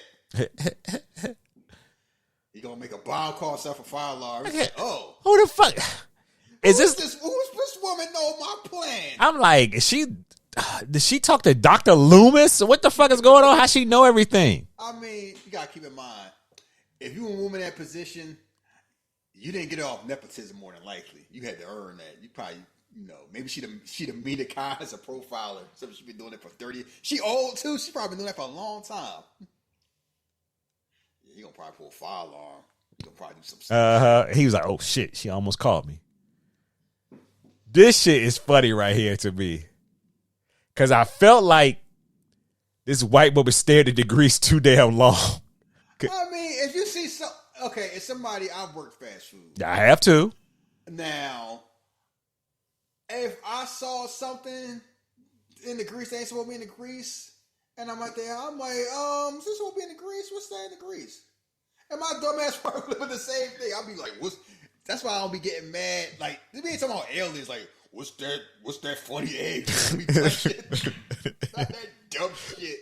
But some of the grease, I'm like, I know ain't no cell phone. Oh, Drop their phone in the just grease. look at she see. Hi, I guess. I'll be like, what the fuck? I ain't standing near this shit. I know what's gonna happen. Oh my god. Yeah. Ooh. You know what's wild? the trailers made you think like it was worse. Yeah. Like a face melted off. Yeah, it did. Because I guess I was thinking this movie was rated R. I didn't realize it was PG-13. And you know what? You asked me, would I do that? He was absolutely trying to leave his daughter. Yeah. She found a way home. Mom could pick her up. He's like, oh, I'm out here by myself. Fuck that. Yeah, you know what? Casey, he doing the same thing Casey Robert was doing on this season, except for Casey Robert was doing against the good guys, against the bad guys. Oh, it's my favorite part of the movie. And who was you? I need some air. I think she got burned. I don't know what's going on. Don't kill me. Oh my God. But he did it like I'm freaked out just enough, not hysterical. If you're upset, like the face he's making is just hilarious. Like, how would a scared person act? Let me see your card. He like, shit. Card? Huh? See? Just by dumb luck. Oh, it's a wallet in here. Ooh. I know they put the card in here. Yeah. Dumb luck, see? Yeah. We all saw MacGyver. Don't tell my boss. I'll take a break. All right. Okay. Hey, by the way. When we get a presentation, she know a lot. She's pretty good. Oh, she's a profiler. That's the Pro Bowlers. She's taking a 10 of these guys. Oh, yeah, she an all-star. She know everything. She must have been from the school of Loomis. That's a relief. $2 10 of these guys. Like, oh, shit, that's what I'm dealing with, huh? Patrick Mahomes did not make the Pro Bowl. But I tell you who did. Oh, y'all know. I ain't going to tell you. Sam Darnold. Goddamn Sam. Wow. Ain't that bad? Boy, if you put on a bingo card, woo. His mama standing there judging him. Boy, what you doing? I knew ever since you used to wet yourself, I knew you'd turn out. She's like, Dad, you acting weird. What the fuck is wrong with you? So y'all had 6 Pro Bowlers. I mean, you know. 7 Pro Bowlers. We doing what we can, man. We doing what we can. Yeah. Yeah, 6. I mean, y'all always gonna have like 5 or 6. Should have had 8, but that's fine. Oh hell, that creepy meter is getting worse. Look at him looking around, eye twitching. Just with the red light. How long cops were going? Like an hour and a half? I don't know, but she been banging for a long time. Yeah, she on like her 3rd, 4th outfit. She giving them fans the nails money worth. Yeah. Oh, get picked through a Dreamer Girl song. She get picked up. I mean, you never know. Keep your fingers crossed. Yeah. Backstage? He like, oh shit. Oh, I want to be able to escape. There's something. He's like, I can make that happen. Choreography though. Yeah, this reminds me of like Bollywood movies. When you start singing. Let me tell you something. I come to the conclusion that come to action, I think Bollywood kind of doing a little more charismatic than we are these days. I think they always have. We just want to be snobs. I think that's part of it, but I think especially with how they've been spending more lately, like the budget's kind of catching up. Because I'm like, yeah, I don't want to get derailed, but we will talk about that. Oh, yeah. Because I'm seeing these people in these more, I'm like, that movie I showed you yesterday? Yeah. The hero's 59, the villain 56. Hey, man, they doing what they can.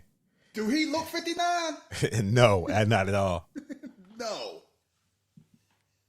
Man, M. Night said he gonna get that acting check. I mean, hell yeah. Hey, man, him, Michael Bay, Spike Lee, Quentin. I'm gonna give me a little acting check in. I'm actually your uncle, her mother's brother. Yeah, I like that joke. Yeah, you actually her daddy. Oh, cool. You know what's wild? It don't bother me when his movie because he's never in there long enough for. No, he's never doing anything like, you know what I mean. It's always, he ain't doing Tarantino be doing. He's always a small role where you probably forget. Yeah, It's either that. You know, he can't always be at front row of the Sixer games. It's wow, our fan base, our famous fan base is him and Bradley Cooper and Will Smith. And Kevin Hart. And the cast room is always sunny in Philadelphia. And I'm gonna tell you something too. If that shows me y'all fan base is enraged, because I be hearing sometimes how Bradley Cooper be talking about Philly teams. I'm like, they should never trade a fucking LaShawn McCoy. I'm like, yeah, this just must be a Philly thing. Silver Linings Playbook was based on autobiography. Oh, that movie! I love that movie, but they are unhinged about the Eagles. Him, I don't know who is worse, him or Robert De Niro. De Niro, his daddy. It is realistic. I'm like, this motherfucker betting anything. Oh, don't be grabbing me like that. Oh, gotta talk to you, too. See how he's out there. Oh, now. You see the girl behind looking all jealous? They're like, oh shit, should have been me. Raven's Dreamer Girl today's show. She's like, oh my God, you got picked? Oh my God. That bitch. Yeah, they can't say it now. Yeah, they can't say it now. But when she get up on stage, you know they were saying that shit. It should have been me. Why are people like that? Why? Worse. Men be like that too. Oh, Drake picked you out, nigga. That's what my big bro. Yeah. Why people like that? Why people jealous? I know, not why people are jealous. I just never understood the why can't you be genuinely happy for people? Because people ain't happy for people. That's why. People selfish. Apparently so. Why somebody's worth $20 billion trying to be worth 30? Like they gonna spend it. Yeah, that's true. But just realize, like, I told you how people are just inherently selfish. Yeah. And we just justify it if it's selfish for like what we consider a good reason. I'm like, I don't even take offense no more. Cause like for what? Hey, this black dude ain't feeling it. That baby said he know. He said he looking at him like, I don't know about him. I don't know about him. I don't care how much he's smiling. He's like he washes his legs twice a week. Oh God, I've been watching that lady got a PhD talking about smell, and the timeline been acting up and proving her right for the past 2 weeks. Oh, smell. Wait a minute. What about smell? No, about how smell is related to like how we look at like class and culture. And and people like, I don't know how she got a PhD for that. And they talking about, I don't be hanging with Indians. You know they all be smell like curry, right? Oh. It's like, where do you think that come from? Why do you think black people they be smell like chicken? You know how people brag about like I smell great. That's why I take 5 showers a day, so nobody think I stink. That ain't normal. That come out of fair, yeah. Now she's breaking down how to be the dreamy girl. You just sing, and do you sing where to do a little move and dance? You know, I know it's too. What? Eating breakfast, I'm less cranky. Oh, you ate breakfast? Yeah, I told you I ate breakfast. I had a full breakfast before the show started. That's what's up. Not you, Akuma. Eat your orange. And probably like 2 grapes. I just had oranges. Like you a monkey. You stole an orange off a tree. Look, when the civilization go up belly, y'all motherfuckers be like, I wish I had a steak right there. I'll be perfectly fine with my fruits and veggies. Oh my God, we do the Jungle Book. Look at Dr. Loomis' sister. Where is he? It's a distraction. Yeah, she out here looking. And he looking too like, oh, okay, let me pretend to be normal. Don't hyperventilate. Look, yeah. How did her used to have people fainting. Her probably have the best night in her life turned into the worst, and all in the same fucking day. A man will do that. Oof. That's the moral of that story. Jesus. Yeah, the best day of your life, and a man will find a way to ruin that shit for you. Usually it's your boyfriend. It was a damn dad. It's a dad. He got a little tick. With his arm around, what's going on with that man? Yeah, he got that Chris Kattan undercover brother to be moving. They're like, that bitch, how does she get there up there? Yeah. You should have been mean to her. Mm-hmm. Yeah, I be hating too. I go to WrestleMania, I see somebody. She threw water in her mom's face. Yeah. Come on. Look what happened. CB made her. Now she got front row. You should have spent more money for tickets. Oh, yeah, if you don't be realizing that, like, I had to run up a credit card for this shit. Yeah, you know what? I was going, like, Hans Zimmer is doing a concert in Austin on the 30th. And I was looking at my work schedule to see, maybe I might swing that. And then I was looking at seats. I wonder, like, what section H might be. That shit says $1,600. My God. Like, You going I like the soundtrack from Gladiator or The Dark Knight. That's a lot of damn money. Yeah. And I gotta check my work schedule anyway. It's probably during like football season. I might get like a balcony seat, $200-300. Be up there looking all snobbish. I be looking like in Tenet before in the beginning. I'd be so damn out of place. Like, who's this Negro over here? Listen to Hans Zimmer. Let's just hope nothing happened like Tenet because the world getting crazy out here there again. I'll be up there in the turtleneck and some black Jordans. Hear some go boom. Look at her. Look at her get down. She got the two-step dancing. Oh yeah, she let down. She comfortable. She doing what's her face?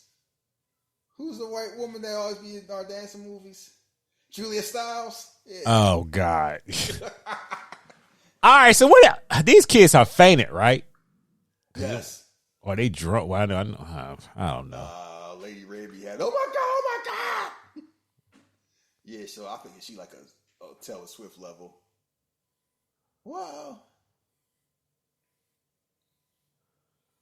You'll be all right. Look at him being the best dad in the world while he got somebody locked up in a closet somewhere. Where is he? Making grease bombs. That man smooth with this. Let me help this little. Where should I put her? Who is that white man? Shit, I don't know. Fuck it. She out here looking like I think she is on the prowl. Like I'm gonna find his ass. She moving like Loomis. It's the law. She don't shoot him 6 times. I shot him 6 times. I could have been a dreamer girl. And also, he know how to move around. In an emergency situation, being a firefighter. The only more perfect job, he's been a cop. He's been a gym. See, he nice to a certain point. Yeah, like most men are to try to get a piece of ass. Jesus, man, relax. I mean, I know what you said. I'm nice. Don't that mean something? You bitch. That's usually how it go. I know you were not nice. You were just a transaction. You nice like Neil Patrick Harris was nice in Gone Girl. Oh God. Yeah. Ooh, that movie hit too close to home for a lot of people. I can't wait. I went there as a date movie. I was sitting there side-eyeing my wife the whole time. I'm like, don't be getting no ideas. I can't wait till we do that movie. Oh my God. I had the same look Tyler Perry had looking at these white people. Y'all motherfucking minds. Yeah. Oh, she got a heller. What's going on? Man, it's rain. I go lactate milk. Myself, DLC rating. You know what's wild? That was his idea to have that wig. Hey, I respect it. Like he leaned in on it. The he probably Thinker. had a great time doing the Thinker. Oh, but everything I've seen him in recently, he's been good in. Yeah, because I thought he was good. I thought he was good in X. Yeah, it's like, you know what? You're gonna do it. Lean all the way in, like John Cena. Man, so I got my sad card. Fuck all y'all. Basically, I ain't gonna be constant or armory. Saying a little bar mitzvah like the baby. Times get tough, man. I mean, do what you gotta do. Well, I'd rather do something I love to do. I won't be like the damn Rock and Roll Express. Robert, like, Ricky, I don't want to keep doing this shit. Come on, brother. I don't want to do it. I'm old. I remember they was hot for like a while. That's how they was like on every indie show. Yeah. For like a year. And then they showed, what was they? They showed like Ring of Honor. Was it Ring of Honor or AEW show? Both. Yeah, I think it was both. I think they showed like TNA once, Ring of Honor, New Japan, and AEW or something.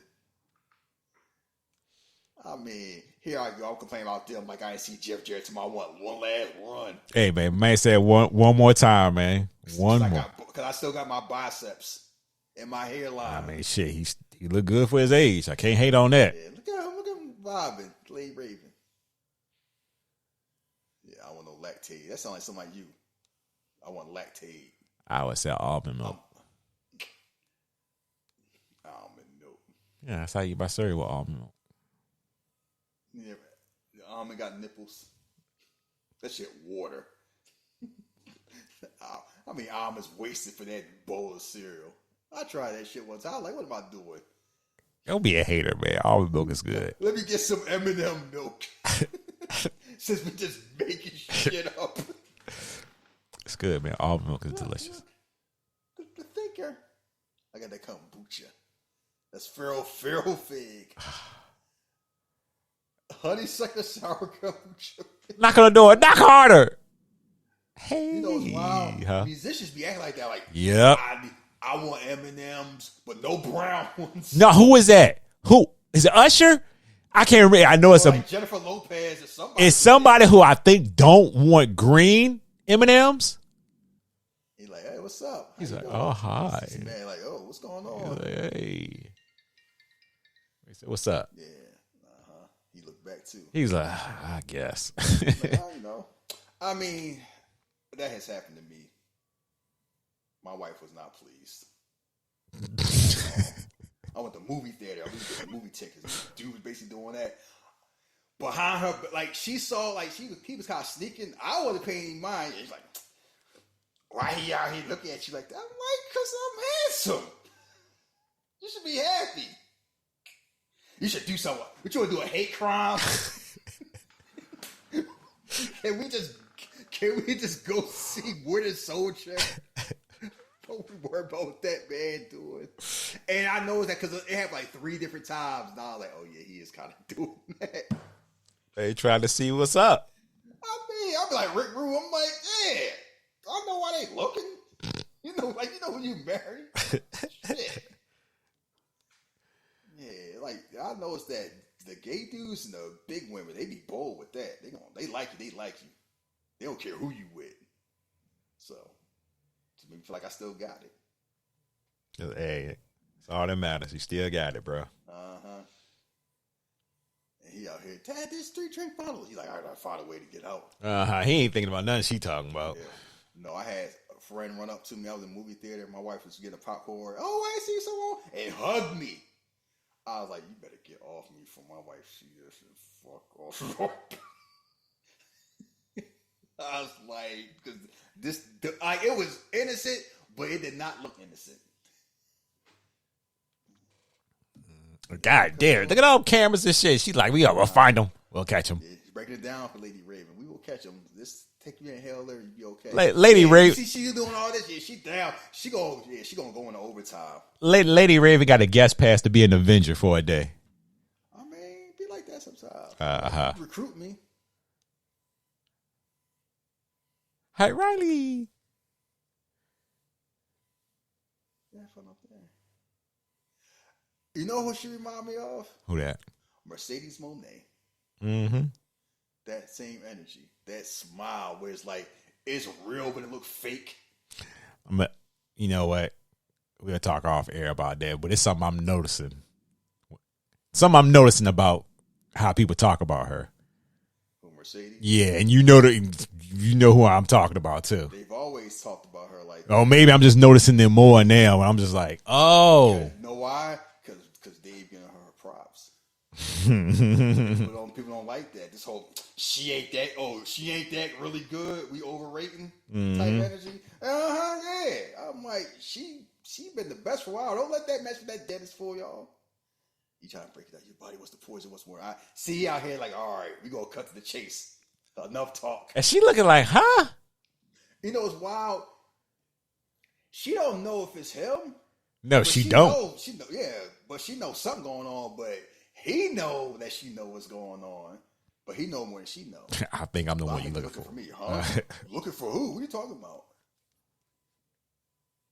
Like, let's get to the chase. She's still smiling like, I don't know what the fuck this. What's we talking about, fan? I don't know what this white man talked about. Yeah, and she probably used to deal with delusional men too. She like, what the fuck? She made that face like, oh shit. No! Oh, somebody find me! Oh. He's gonna die if I'm caught. Yeah, he was thinking straight. He had a plan. Like He said, I'm gonna get out of here one way or another. She let him like, you monster. You can save him. You can save him. Catch me, save him. Catch me, save him.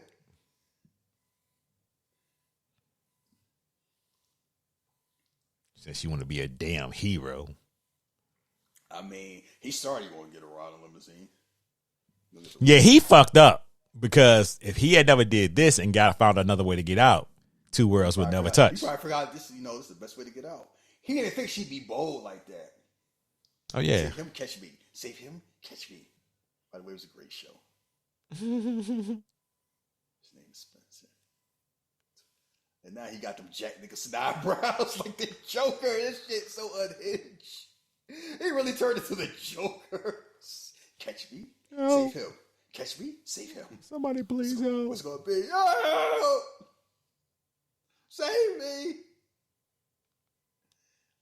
He thought I was going to do all this. She going to let me off at the quarter. Let me off in the I corner. go home and I can run away again. She's like, nah, I got something for your ass. Take me to your house. No, you know what it was? You remember Predator 2? When Danny Glover started chasing the plane, he was like, this ain't part of the plan. Danny Glover was like, fuck that. You killed 3 of my friends. We shooting a fair one. That's what happened. Don't be pissing off no woman with power. She gonna push back. Taylor Swift will do the same damn thing too. Once he got to that point, if she went that far, I'm gonna show you something. I've never been in a limo. Oh man, you should try sometime. I do. It feels so ostentatious, like too opulent. But why not? Who cares? Nobody know me. She's like, I know he got away somehow. I'm gonna find him. So you think? Because I'm like, because we basically had like the halfway point in the movie. Yeah, it's pretty much going into the third act. So all the concert stuff that you saw in the trailer, we've basically done more or less. Mm-hmm. So people try to wonder, like, I wonder what people in the movie theater, like, I didn't see the movie theater. I'm like, wonder, like, how do they think it was going to end? The credits were going to go up right here. And the movie was over. Or like, what? He going to kidnap Lady Raven, and it's going to be like a chase around Philly? Yeah. You might see the get down and lay down boys. Yeah, he just jump up in their corner. She's like, nah. Now she pissed because she felt like he was out here playing her face. So I'm like, I'm gonna play back. You're like, I'm just a good dad. Thanks you. Look, she begging for shit. Can I have one? Not happening. I guess. Greedy ass. Yeah. I mean, kids ain't greedy. Kids just want what they want. I got a story about that too. Hey, Riley. I bet you do. That visit your home. You're like, huh? I could drop you off. Can I see your house? He like, motherfucker. Yeah. Look, she gave like, yeah, you like that, huh? She's like, ooh. Yeah, let's see your house. See how you live. See if you a broke boy. I got the phone, remember, bitch? She's like, oh, shit. You know, I thought about Mercedes. I cannot get that out of my... once I say I cannot unsee it. Like, You can install her in the same role and the movie still work the same pretty much. I mean, I don't know how well Mercedes can... I know Mercedes ain't doing them dance moves. She got that one dance. Oh, well. She got that one step she been doing. Look. 50 Cent got that 2-step. Mercedes got that little dip and she moved. Yeah. Yeah. She do it well. Look, black people who grew up in Boston move a certain way. I don't trust. She moved her and Carmelo. You can tell No, they from Boston. listen. You can tell they from Boston. His girl is really taking too much of his traits. Now I'm like, oh my God, why she acting like him?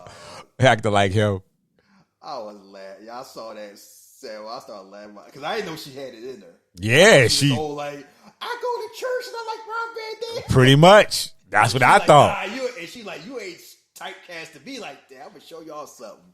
Oh, they got the biggest house on the block.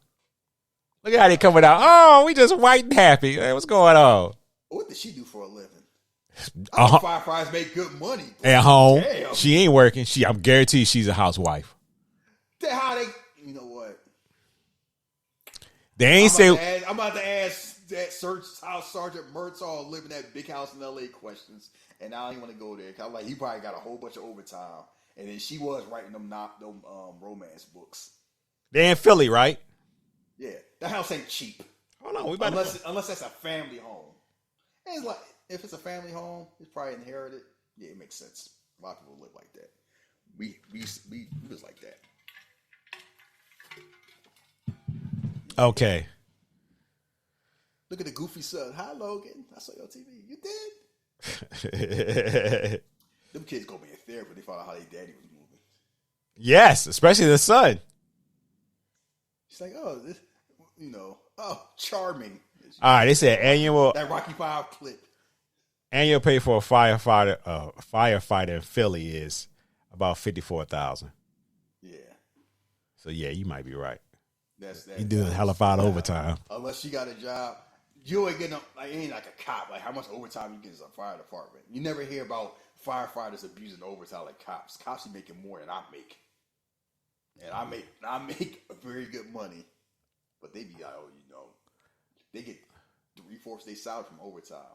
He letting her know. Remember, I killed Spencer. It's on you. Especially you do something in front of him. She rolled her eyes like, yeah, I already know, cracker. Fuck with me. You think I'm bluffing? I'm in control. And that's the whole thing. He's always been in control. Like, I don't know what you think you're doing. How about do anything? Look at that smile. He happy. Like, you thought you were going to be slick, huh? Look how she eating that pie. She's like, this is the nastiest pie I had. I'm doing Martha Stewart recipe. She in that pie, she haven't had pie since she was 12. I'll be eating. I'm a pop star. I got to have. Yeah, I'll be eating no sugar. They asked T.O. like, you ever had cheesesteak? Like, do I look like I would eat a cheesesteak? He was indignant. He was like, I got a 12-pack. I ain't no slob like y'all. Yeah, I remember that video of Finn, and they were like, "Oh, he's like, that's about sweets. I don't eat no sweets. What's wrong with you?" Like, you think I look the way I look by eating Tim Hortons? Fuck about me. That's a sacrifice. Yeah, that's a sacrifices you gotta make because it ain't like I'm doing it for a movie role. I look like that all the time. She got this look here. Oh, you heard about this dude named the Butcher? This crazy person. Oh, he's a monster. That's all I can say. Like, oh, you talking about in front of my wife? My children? The FBI police came to me about this plan. Oh, so they said he's going to be at my concert today. They found a portion of the receipt of a ticket. One of his fake houses. They fairly certain of his. Man, you all took my concert. Uh-huh. You know what's wild watching this? The mom know. She out here like, huh? Yes. Who the butcher? Like that just sank in. Watch the second time. Like this whole conversation. It's like nice talk, Joey. Oh, can I tell you what I initially thought was going to happen? That the family knew he was the butcher. That's what I thought the twist was going to be. That's what I ultimately thought. And you know what's wild? It would have made sense, right? It's called organ. And she out here breaking down everything the FBI told her. They always drop. How was it so smart? He like, so smart. He like, oh, I need to keep better. He basically said, "Tell me more." He had a scar relationship with his mother. It's right. First decision. Oh, he ain't like that. Right, let me show you to the bathroom. Yeah. We talking about my mama. You want to stay here? You don't being all polite and shit. Get up out of here. Boy, you been better off talking about Von Erich's mama. You don't want a white man mama. Yeah, you right about that. I can play a song. That's a lot of devil eggs. Yeah, goddamn. You ain't fixed that for just y'all. She whipped that shit up quick for that lady. Yeah, spur of the moment. I'm like, you ain't getting all that. What we got? I got water. I got some lunch meat. What you want? Juice. Coming in unplanned, like this good for like you would just throw some prosciutto in the stove. Got some saltines. Spaghetti, you want some spaghetti? We give one last song. Come sit with me. Yeah, she probably feel a way where it's like, I know you control, but fuck that, you a monster. See how she stick with the phone. Oh yeah, I know. See, I gotta watch her. Her hand sticky. That ain't the first time doing that. That ain't no first time. He said, what's she trying to do? I don't know. I'm gonna let it play out. She a little sassy all of a sudden. Let me remind you about you and your mama. He out here like, I want to push that button anyway. Mm-hmm. That's why the mom out here like, oh, this is so sweet. This is so nice. I hope they find out this man that's doing it. Yeah, I think... And she kind of knew, like, oh, I think it's my husband, but I ain't sure. Oh, we found a ticket stub in the house. I don't know. I put it there because I was hoping. But I was hoping it wasn't you. Oh, was it fair? I thought you was fucking somebody at the front. I'm like, you my wife. You supposed to be a rider. All right, Anakin. The Jedi wrong path me. You completely, but you killed the younglings. They deserved it. You a rider or what, woman? Boy, he saw her with Obi-Wan. He was like, you with the ops. I mean, it's true. Oh, wow. Yeah, now he having PTSD flashbacks. Like, he really Dexter. Yeah, she really... Want to take a selfie? Where's my phone? I use your dad's phone. Use your dad's phone. Get my phone back, please. Hold on. Let's take another one. You see how she just did that? Yo. That is a whooper. Let me just see your dad's phone. I gotta go pee. I'll be right back. Yeah. What the? I'm like, you better give me my fucking... See, and that's the whole thing. You try to get the phone back, you do it tomorrow, that's a felony. You know what? Truthfully speaking, that conversation when they got that long, I would have kicked that fucking door in.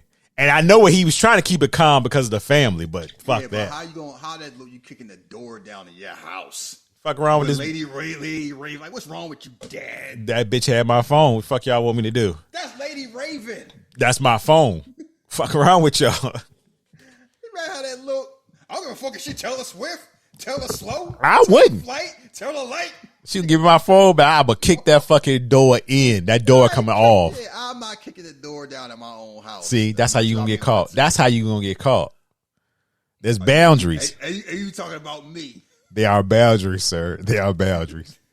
I don't know this lady. I don't know what she could be doing with my phone. And the door was blue. The door house was blue. That's all she needed. She had Raven hide. They're like, have you lost your mind? Birdie's is a house with a blue door. Everyone upstairs. It's a car with wheels in front. All right, we got that. I heard some. He just knock on the door. And keep in mind, he gonna act indignant, but he can't be like, I'm gonna turn into a monster in front of the kick that kids. Fucking door in.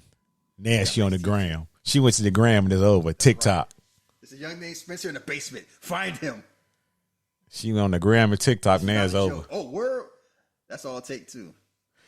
Also, you see people. Some people say hi. She talking about some real shit. They talking about some hi.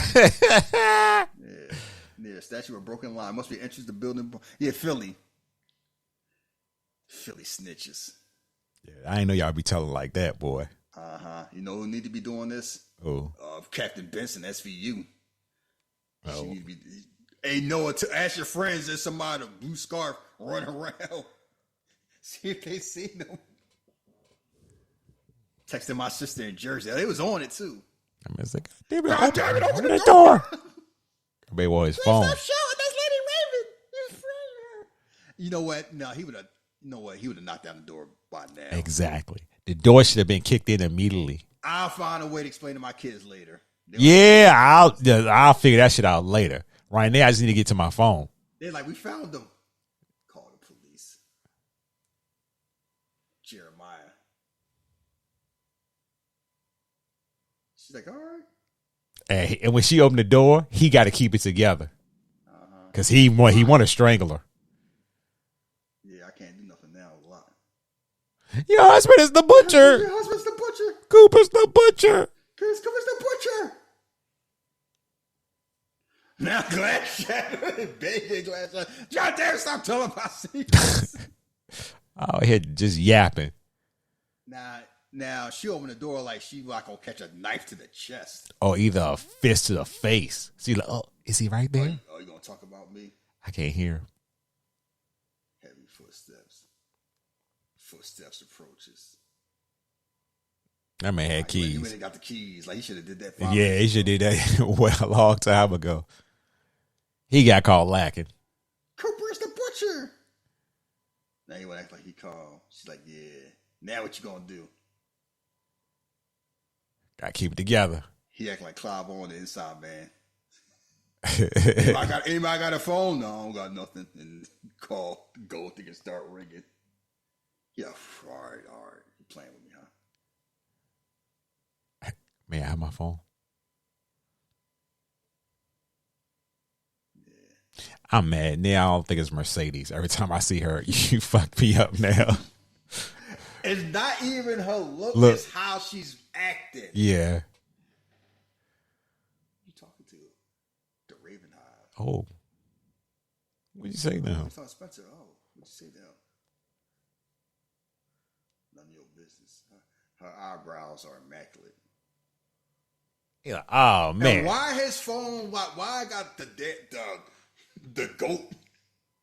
Oh, on a lock screen. I thought it was the Brahma Bull. My bad. I thought babe was a rock fan. How did you do that? They found him fast.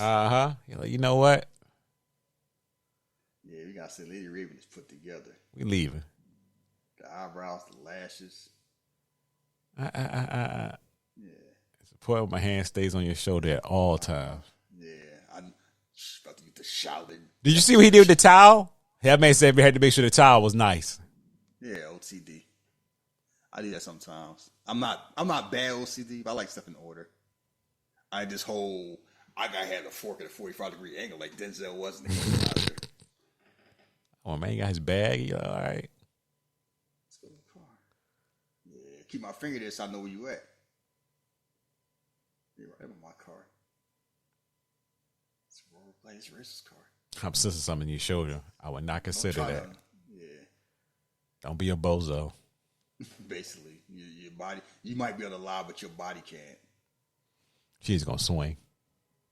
She's gonna try to. You gonna headbutt the shit out of her. I know this whole you can't fight a girl. Yeah, whatever. The biggest nonsense we ever told people. What? You can't fight a woman. You can't fight a woman, man. Why not? I mean, if they're attacking you, that's different. If you fight a man, you're gonna get in trouble too. Last time I checked. Man, you can't be out here fighting women, man. What difference it make? You can't be out here fighting a man once you hit a certain age. You know what I'm saying. You try to be funny right there. Stop playing. No, I know it's like whole thing. It's wrong. I know that whole thing. I just say it's stupid. If you fighting, you fighting. Mm-hmm. We grew up watching Street Fighter, Mortal Kombat, and Batman. You know, I know exactly what we say. Can't hit no girl. Yeah, all right. You can't hit no girl, man. You can choose to be good, Cooper. Okay. Are you out here hitting women? The hands of justice are unisex. Please do not listen to Shahid. Listen, we shooting the fair one. Hood classics. Hood classics. Does not that we ain't for that. We don't hit the women. We playing Street Fighter 2 where you be beating the brakes off Chun-Li. You talk about, oh, that's different. She knows she signed up for. Yeah, Chun-Li do. That's a game. Stop telling stories. You know you could be a good person. Put on the fucking. I have a GPS on my phone. You know where she out here trying to talk her way out of it. Hey, throw it a mile or two away. Mm-hmm. Well, his biggest fear. They're like, what the fuck? What are you doing? Is she telling the truth about him? Yeah. Like you know, the mom trying to play dumb. for the sake of the kids. Two lives touch. What's going on, Daddy? What are you doing? What are you doing? Nothing. I'm getting Lady Raven a ride. Yeah, the mom knows what's going on. She said she needed to go to a 7-Eleven, so I was just gonna take her there. What about the limo? Oh, he just chilling.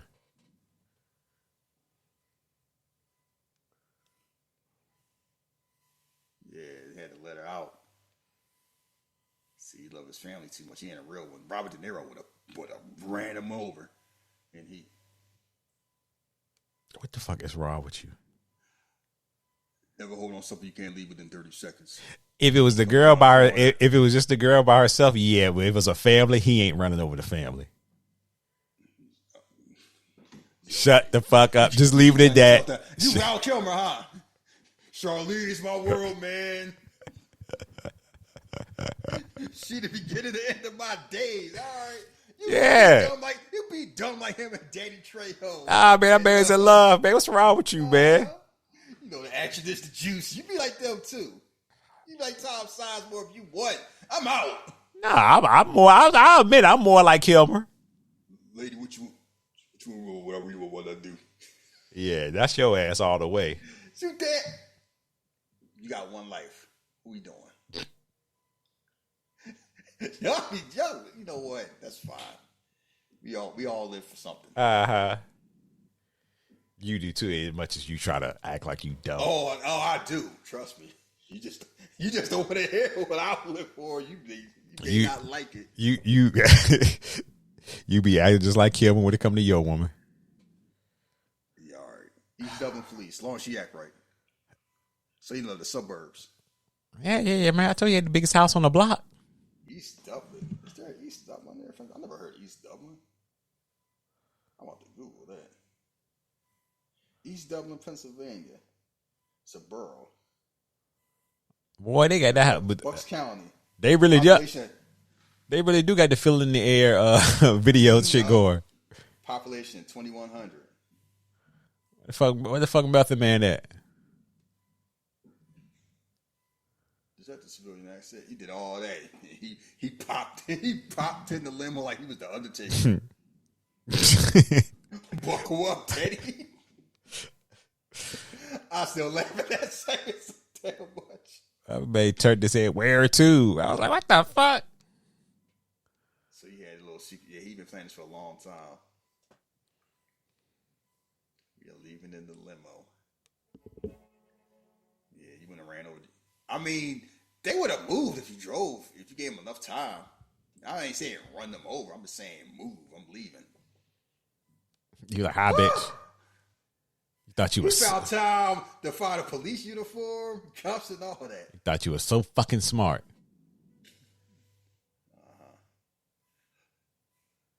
That man really is the big bad. Philly SWAT. Hello there. All right, Joker. Hi. I'm not gonna make the joke everybody made about how Harvey did to recognize the Joker. That shit funny as fuck. Who the fuck you thought it was? I'm like, that man was kind of out of it. He wasn't even on pain pills, so yeah. We gonna go for a ride. Thought you slick, huh? See, he out here being petty. He should have ran. No, I'm gonna get my revenge. Man, upset, man. Revenge is overrated. Now he got to tell his whole ethos. When I see somebody think they're whole, they really not. Now he think this is a Saw movie. Now I got to tell you my philosophy. Man, I used to be like that. I'm not like that anymore. Who cares? Why somebody do it because they wanted to? That's all I need to know. It's Lady Raven. Help! Help! Call the police. Damn, boy, y'all need to relax. He's going to skate with her. Yeah. Yeah, I kidnapped Taylor Swift. I'm going to get away with it. He thought. In a black limo. Is that actually Lady Raven? Move out the way, damn it. Yeah, see, this would be more realistic. Like, you ain't kidnapping one of the biggest pop stars on the planet. Because, like, why is a cop driving a limo, first of all? Oh, Lady Raven got them Disney network move muscles. I'm breaking it. Get out of here. Basically. Look at that. Yes. Woo-hoo-hoo! Thanks. And she just gets away. Can you see her? Wow, they so damn. See, they all on their phone. They ain't notice her getting out the damn limo. And him. I'm surprised he didn't throw a smoke bomb. There's 50 people around a limo while I saw him pop out. Boy, he always one step behind. He's in the car. Shoot the tires. Yeah, y'all standing around like y'all can't get plugged. Look, some shots in the air.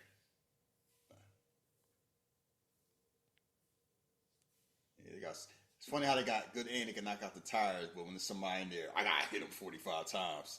Right. Yeah. He's white, so they get a chance to ask. Give him a cheeseburger. Somebody bring a cheesesteak over here. He might be hungry.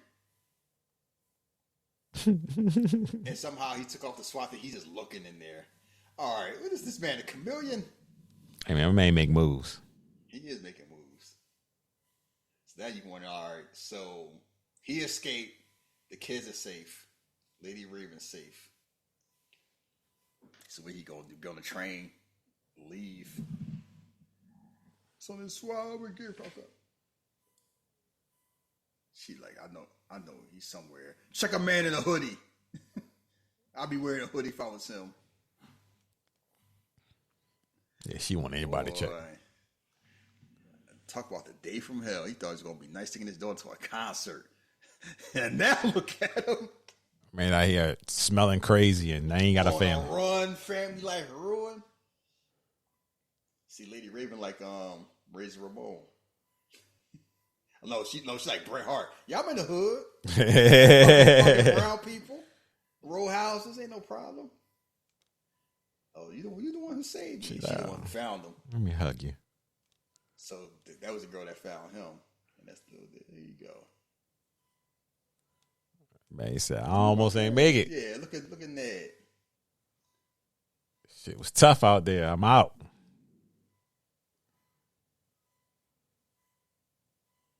Look at Lady Raven being a hero.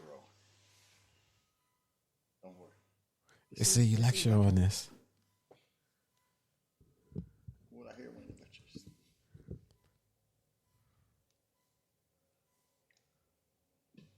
Not a projection of our figures. They're real comfortable and thriving. Look at it now. She look at all these pictures like, I was married to this monster. He's just such a good man. I pray my sister at the beginning. No one else after could. Yeah, a lot of people be hiding in plain sight. Mm-hmm. Because you don't be looking or you don't want to look. See, y'all keep.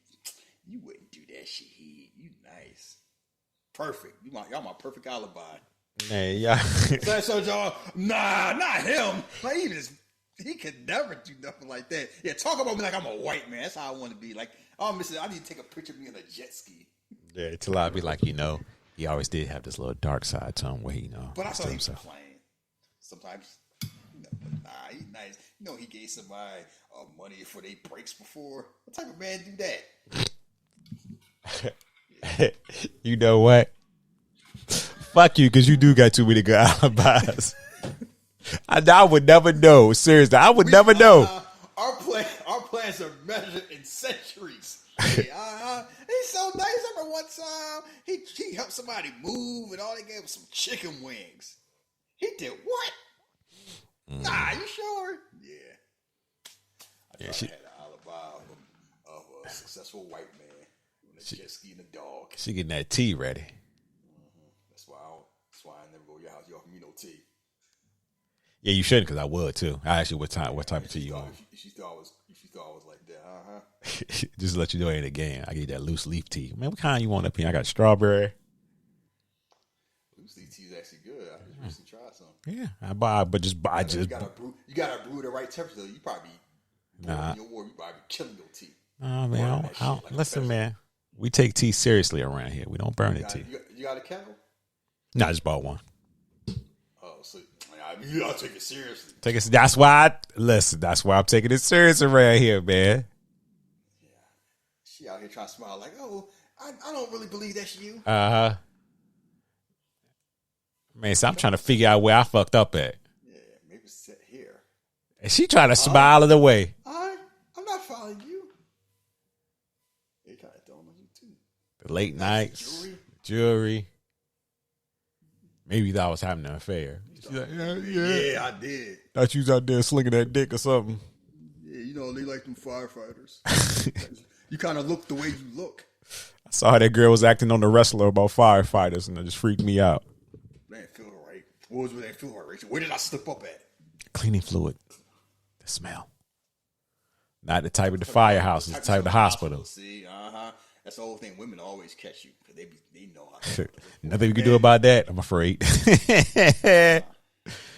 You know the worst thing about technology? You don't think about like, yeah, I'm gonna delete all my stuff on my phone, and then that shit be synced on your computer.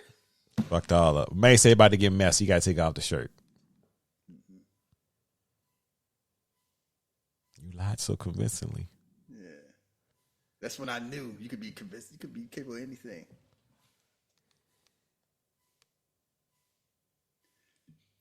Yes, how she knew. Like you lied too well for me to trust you. You know the worst thing to deal with when you tell somebody like I don't got time for your lies. Cause they know they lying, they get offended. Mm-hmm. I'm like, what you more offended about? You lying or me call you out on it? They're both. But mostly that you called me. Yeah. Like let's cut the business. Trump one day to safe house on Brewster. He mad too, like, oh, that's how you caught me slipping. That's what I'm playing. Look, I just do this to think. That shit, ride or die, huh? This is not Saw. She is not Amanda. I thought she was a ride or die. Yeah, all right. She ain't that. This ain't Ozark either. Yeah, she just what she is. And I mean, I knew we had this nice house. there was nothing there. You didn't need to break in. No, she is. She's like the woman that married to the United Healthcare CEO. I mean, I guess people complain about insurance, but I don't know. I'll be paying attention to that. I had a receipt from your wallet. I went through it before. See, and I left it there. Oh man, yeah, she would. Yeah, she could take the role for. She could be the wife and get on. What is it? Like, damn, what's the movie? We just talked about it. The Ben Affleck movie, Gone Girl. Gone Girl. Yeah, she could be. The butcher. Y'all left her seat there. I called the cops. I told her, so look, your mistake. Your mistake. You're like, I know what happened close to you. Yeah, she knew. She knew. She knew, and she didn't. She knew, and she didn't want to know. Yeah. The face he made, like I don't know how they found out what happened. I went back there again. It's like you're not okay, Cooper. I'm glad you're just figuring that out after how many years of marriage. We could have managed. Also, they don't look like they'd be married initially. She's like, let's finish the pie. Before you kill me, let's finish the tea. Sure thing, Joey.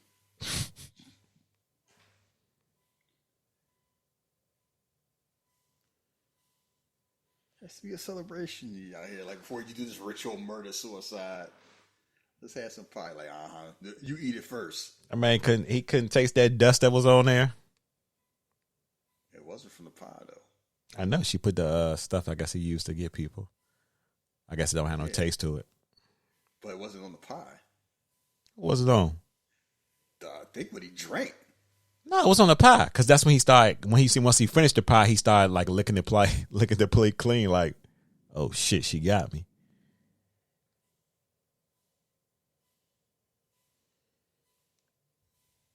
I'm like, bring some tea over here while you at it. Yeah, because I'm like, she eating the pie too. She ain't putting on hers. You know, it's gonna take me 5 bites. Nah, like, why don't you try some of mine?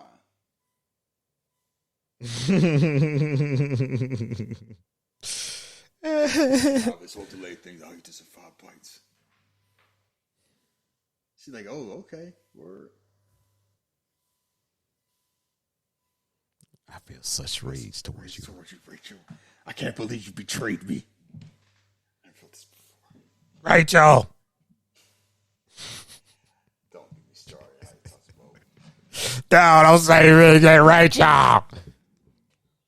Joker would just had to burn Gotham. I ain't doing all that for Maggie Gyllenhaal. Y'all should have been ashamed of yourselves. That was a wild time, boy. They was on First Take talking about that shit. I hope they feel ashamed of themselves. Like, you know what? We were wrong. They don't. They gonna say, oh, y'all just trying to cancel us. Should have been canceled. Yeah, man, I can't believe you betrayed this peer. I never felt this before. I was just playing a game. Eat me from the inside. We could have worked it out. I feel out of control. I ain't gonna be able to see my kids no more. Fuck them kids. And that's because of you. After what you did to Lady Raven, I don't think your daughter would be cool with you no more. Man, she came in there hugging him once he get locked up. I won't see Riley Logan again. Because of you. Nah, I won't see you again. I won't see my kids again. Because fuck you. You dead to me. Yeah. It's a wrap with her. Yeah. Wait till I tell the kids what you did. That's why that man started smiling at the end. He's like, I'm going back and finish the job. That daughter waiting for his ass. It's going to end up the average foot. Huh? But see, murder-suicide, that's how they always go out with. The man's going to get up out of here. He's like, you know what? Kettle. Go get that.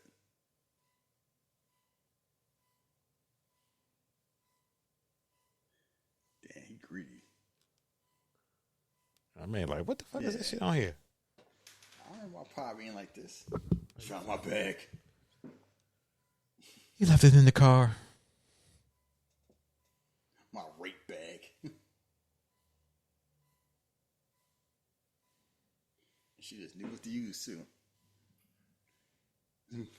That dust. Mm-hmm. He's just to calm them. You want that Yoshi Island dust. Super Mario World 2. You gotta put a knife down, you drunk. I mean, he got that dust in him. He don't know what to do. Oh, that's what happened. He got that same shit. They drug Method Man with it. And somehow he made never mind. Never mind. Man, he might as well join the Avengers. Remind you. He did all that, and Keisha took him out. And didn't he get shot like twice or once? He got hit with a shotgun. We must have had a vest on. Yeah.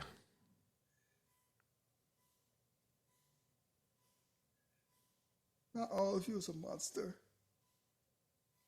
Here, flashback was Mama. You're my son. Oh, shit. This is who you are. End of story. That's who you are. You just who you are. Everybody gotta be a killer. Yeah, everybody gotta be something. Mm-hmm.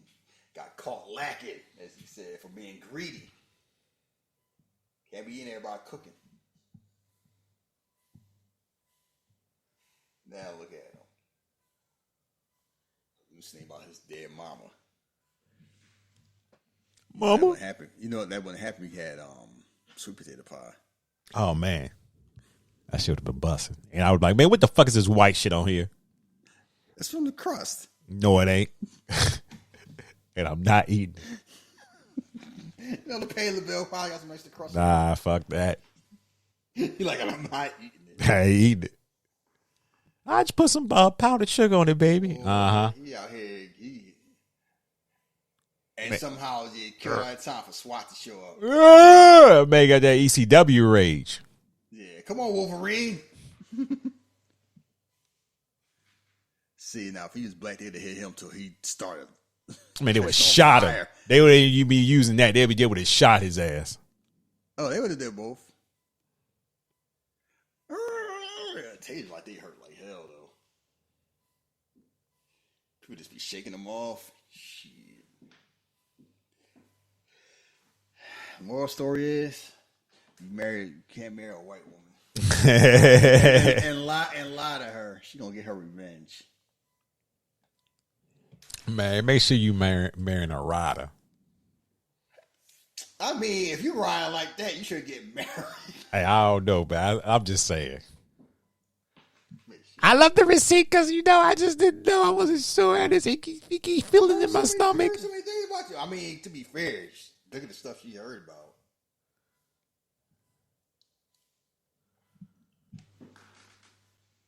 That man walking out smug like, yeah, y'all got me. I see Luigi. Y'all got me. Got your flannel on. You said Luigi. Oh, shit. You can tell he white. They hold him with care. Uh-huh. Don't shoot him. Show the man his dignity. He's still a human being, right? Yeah. He is a white man. Let him pick up his bike. His daughter's bike.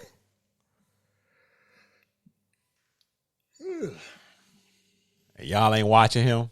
Y'all let him. This is so much damn privilege. Thank you. Let him go his daughter bike one last time. Yeah. Imagine a black man trying to do that. Bro, in his pocket, and the black man, he'd have been dead before he left the house. Don't move near.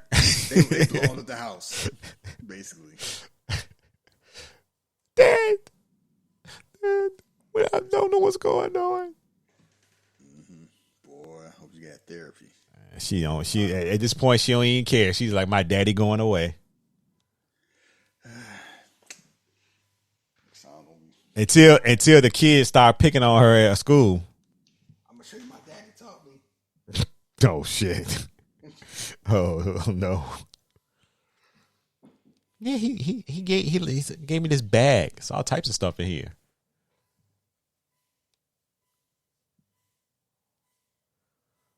Let me get your big ass in here. I'm gonna be on a run. Get my look back against my wife. Yep. Because she ain't a real rider. She ain't a rider. And I'm gonna find Lady Raven out here ruin my family. Oh yeah. I'm gonna downvote her next album. She get -5 stars. Just to watch. We're gonna catch her when she do her Super Bowl performance. Trap 2. I mean, if you bombing the shit out of that. She gonna be halftime for the Super Bowl. He gonna get her ass there. Yeah, why is that? Because with the handcuffs and tattoos, he finds some keys. I was not expecting this ending though. I was like, oh shit. And that move. Or either, you see like the screen get pitch black and him waking up in the morning dreaming all this. I was expecting a different twist. Let's put it that way. Yeah, I was definitely not expecting a twist. And I was like, I like the camera work right here. He did take something off the bike. But I feel like he had to do a little more work to get that off. Well, they don't see how much time he's down there. But enough to do that. And nobody watching. And you gotta have some skill. You gotta know how well he is a firefighter. Never mind. I don't know if firefighters actually know how to do that. They might. Yeah. So like, yeah. You thought you seen the last of me, didn't you? You're too bad I'm alive. Man, happy like shit. I ain't getting locked out. So what he do? Just jump out this truck? Probably. Yeah, I got to do some more crime. Yeah, he gonna get revenge against Lady Raven first. I'll make her wait. Go back for the wife. No, I like the wife will be there. I'm saying her for last. And that was Trapped. Yes. They got Maxine up there. Fun movie. Fun movie. Like I said, this is one of M. Night's good movies that I enjoy. So then you get the little end credit scene. Yeah, breaking news how Malvern and Soviet old man. He see who he's talking to that whole time. He's smiling. He's like, yeah, what's up? Got the 6 hoodie on and everything. That's you when the game on. No, it's not the game on. I'm not wearing team colors anymore. Yeah, you about to get fired. Homie. That's Cooper. I helped him. Yeah. Yes, you did. I ain't talking to nobody. No, make sure you clean your mama's couch before you get off of it. I think that's his couch. Yeah, as I was saying, I was thinking about luxury stuff. One thing people point out is like luxury stuff is easy to get. Regular stuff costs a lot more. Because guess what? What's that? You can get a nice TV for like $300-$400. Mm-hmm. The TV used to be like the equivalent of like $10,000-$12,000 when it first came out. Oh yeah, I remember that. Them little big TVs, we used to make fun of them things. Those things was expensive because they last like 20, 30 years. How much a couch was? That's why you only buy one. So yes, it's a lot easier to get a couch. But guess what? Five Guys, you get a burger and fries, you're spending $23. That burger used to be $1. And fries used to be 50 cents. Yeah. And somebody pointed out like the one funny thing about the economy is because even like a car. Cars are ridiculously priced now. Oh yeah. Make no sense. Like there ain't no such thing as a cheap car. Like new. Like you know how you get your little Nissan Sentra, get a little like might be $14,000 to $17,000. $17,000. That car probably in like the high 20s, low 30s now. Like a Honda Accord probably close to 40 grand, then 20 grand. And it wasn't that long ago that changed, but I'm glad our generation is lucky. We kind of like the last generation. Like if you play your cards right, you may be able to get like a car and a house. Yeah. Generation X. Cause after that, like unless you making money, you ain't getting no house. You are not. Even if you can afford one, your mindset probably don't even make any sense. You're probably not going to college if you got to pay for it. You're probably not buying a house, and you're probably not having kids.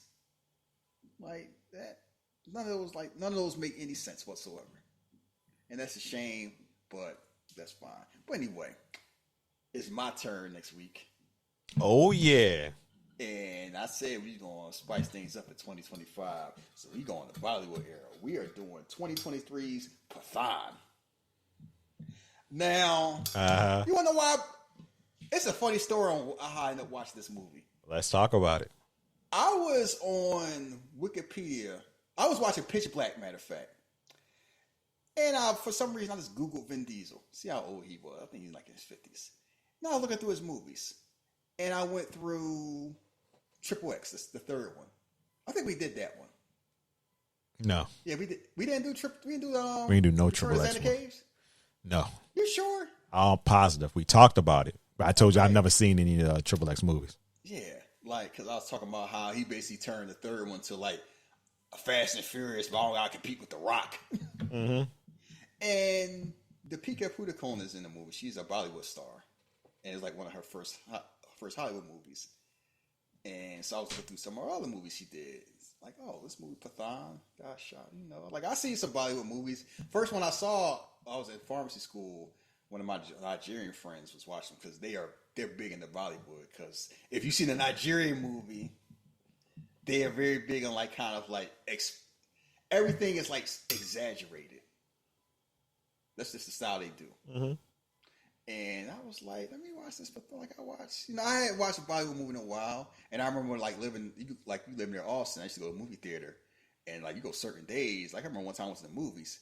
It was like 300 or 400 Indians there on like a Wednesday.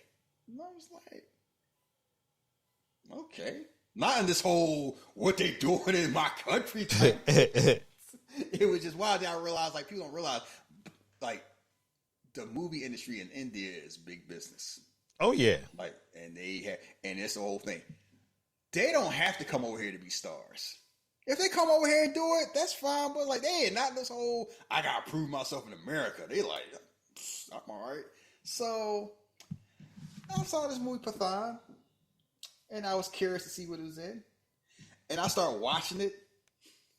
And I knew what type of movie I was in within 2 minutes. You know how you watch some movie, you kind of like we did Wolf Warrior 2. Mm-hmm. The first time you see him, he high stepping, and jump in the water like it's like synchronized dive. Like, oh, it's that type of movie. He out here drop kicking missiles. So I watched this movie, and I'm like, okay, it's this type of movie.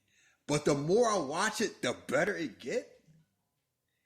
And I'm watching. I'm like, this movie is a lot better than I thought it was. And I was actually enjoying myself going. And I made the halfway point, and then I got to the 2-hour point, and I'm thinking the movie over, and they got like 25 more minutes. And I'm like, this is actually a great movie. And I'm like, yeah, we doing this for the show.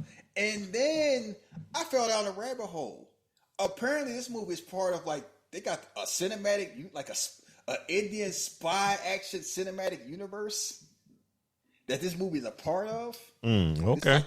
It's like because it's this character that come in like 2/3 of the movie, and they making him out to be like a big deal, and I couldn't figure out like I didn't know any. It's basically the best way to describe it is imagine if the first Fast and Furious movie you watched was like Furious 6 or Furious 7. Right. I get it. Like you would watch and enjoy it, but you would miss a lot of stuff. That's how it kind of was here because it was like I enjoyed the movie, but I could tell like some stuff I was missing. And then also when it's Bollywood, they're gonna be doing some dancing. Oh yeah, absolutely. They're gonna do their songs and dance. And I will say the Bollywood movies, the high end ones, have reached budget wise where it's kind of like I'm watching this. I'm watching Shah Rukh Khan, who basically the star of the movie. Like one, he's 59. He don't look 59 at all. That man is aging very well, and he out there got all like I was trying to describe it the best way. I'm like, he really like the Rambo, Patrick Swayze in Roadhouse, and Dominic Toretto. All in one. Yeah, all in one. Because the whole thing like this is a backstory where it's like I was in Afghanistan and they was trying to blow up these terrorists, and I stopped them, because I wanted to save the kids, and I was in the coma for a month. They took care of me, so that's my family. I go there every year for Eid and everything like that. And I'm watching this, I'm like, oh, okay. And then it pays off like an hour and a half later. And I'm like, this movie is just not this whole. It's just a fun movie. It's actually a very good movie. Okay, it's an extremely good movie. And when you watch the movie, you see the villain. First of all, the fact that his name is Jim, it's just cracking. Like he got his own music. Whenever you come out, they start playing his theme music. He's like, I used to be a spy in a good time. They killed my wife and unborn child, and they ain't saved me, so I'm getting my lick back. I don't care about this whole country stuff and all that. He is a villain with a purpose. And they make him be and they just making him be so damn cool. Like the villain's cool, the hero's cool, the story makes sense, it's sacrifices, like the action is hilarious, but it's a very violent movie, and it was actually controversial because it's one thing about Bollywood movies, they don't mind violence. Mm-hmm. They don't do a whole bunch of PDA. That's not really their thing in their movies. Like you don't see a lot of times kissing's a real big deal. They tend not to do that. And there's some stuff in here was kind of like, let's just say a little racier than you expect from a Bollywood movie. And I was looking at background Wikipedia, and there was actually like some protests and stuff about that. So anyway, I think it was like the second or third highest grossing Indian movie of all time. It's on Amazon. Mm-hmm. A lot of Bollywood movies on Amazon. Like one thing about Amazon, kung fu movies, Bollywood movies, they got a lot of them. Oh yeah. And I ended up going down a rabbit hole, and I was just start watching some other ones, and I was like, yeah, we doing this. And I want to say, you know what? We're going to spice things up a bit. And this is wild where I want to look at it from somebody, like, I look at it from a viewpoint, like, I just imagine somebody, like, the first Marvel movie you watched was Black Panther or Infinity War. Mm-hmm. Like, how does it even, I could just imagine, like, how much could you enjoy it if you didn't know anything about it beforehand? And I guess the answer is, as much as you want to. Because I enjoyed this movie, and I didn't know any background about it, and I knew it was some stuff that I was missing. And the more I learned about it, the best way to describe like this character come in. Imagine if you was watching Fast and Furious, mm-hmm. and Ethan Hunt showed up. the same Dominic Toretto. Right. And then you realize they're in the same movie universe. That probably blow your damn mind. Mm-hmm. That was basically the equivalent of what I watched, and I had no idea till after I watched the movie. And then looked it up. And then it made me start watching the earlier movies beforehand. And I was like, you know what? Yeah. And one more thing about the movie. Mm-hmm. It's in Hindu. But it's wild because they will have a conversation and they'll have 3 different languages in the same, like they'll start talking to Hindu and then somebody switch to Arabic and then they'll just switch to English during the same conversation and then switch back. And I had no idea why. But they did it. Vibes. And I just went with it. Mm-hmm. It was just saying like, well, maybe they didn't translate as well. I was like, you know, you might have a point.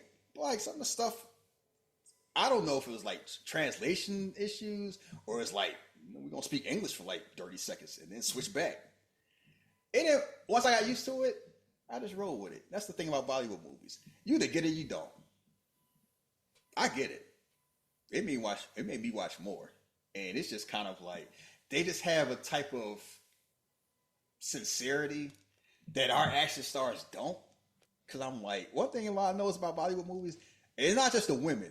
Because the women don't have like the most beautiful person.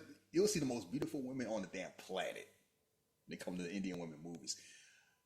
A lot of damn men, you can say the same damn thing. It's like these men, like this man is 59 years old, got an 8-pack, got hair like Beyonce, walking around like the coolest man in the world, like he Indiana Jones, and then he busting out dancing. And I'm like, yeah, it's like, you might see Ryan Gosling dance, but he ain't gonna dance and pick up a machine gun when he done. Like, you getting La La Land or you getting the Fall Guy. You ain't getting both at the same time. Bollywood, you getting both at the same time. And I'm like, I want to do something different. And I picked this because Rich, I was gonna do Mission Impossible 2. Oh, so, man. You know, that's gonna be later. We're gonna do Mission Impossible 2. You're made by day for that. Okay, can we tell the folks why we're doing it now when you originally said, oh, we could skip that one. We could just do 3. Okay. Now, it's still one of my least favorite ones, but I realized I think I was kind of hard on it. Yeah, there you go. I respect it. I mean, it's some issues I still have with it, but I think the stuff that's good is still good. A lot better than I gave it credit for. And because I rewatched it. It's been a while since I rewatched it. And I'm watching, I'm like, you know what? I'm enjoying this. If I don't compare it to the other Mission Impossible movies, and I'm just watching by itself, because keep in mind, when it came out, it was the highest grossing movie of the year. Oh, yeah. Like, it was Mission Impossible 2 was a big deal when it came out. But I just remember a lot of people kind of like had mixed feelings. I could see if you watch Mission Impossible 1 and then you watch this one, you'd be like, what in the world? Like, what? And you keep on, it's a John Woo movie too. So there's some John Woo stuff going on. And I did not realize Ethan Hunt was out here like Rey Mysterio. Man, it was getting. And Jean-Claude Van Damme. Like, why is he doing insecurity? He's out here doing arm drags. That was young. Bicycle kicks. Young Ethan, man. Young Ethan. I had forgot that last fight when they on the beach. Like, he out here drop kicking future Wolverine. Because he was fighting. He was fighting. Yeah. And I just remember watching it. I remember when the first time I watched it, I was like, it seemed kind of like, I don't know if it was dull. Dull? Or was it? No, when I first watched Mission Impossible 2, it just seemed like, when it wasn't action stuff that was going on, the stuff in between it seemed boring. Like the action stuff, like they having motorcycle fights and the car chase scenes was fun. But it just never, and I think I was comparing it to all the other ones, was also a big issue. Because it's almost kind of like, I used to treat it like Tokyo Drift, and now I probably treat it like Too Fast, Too Furious, if that makes sense.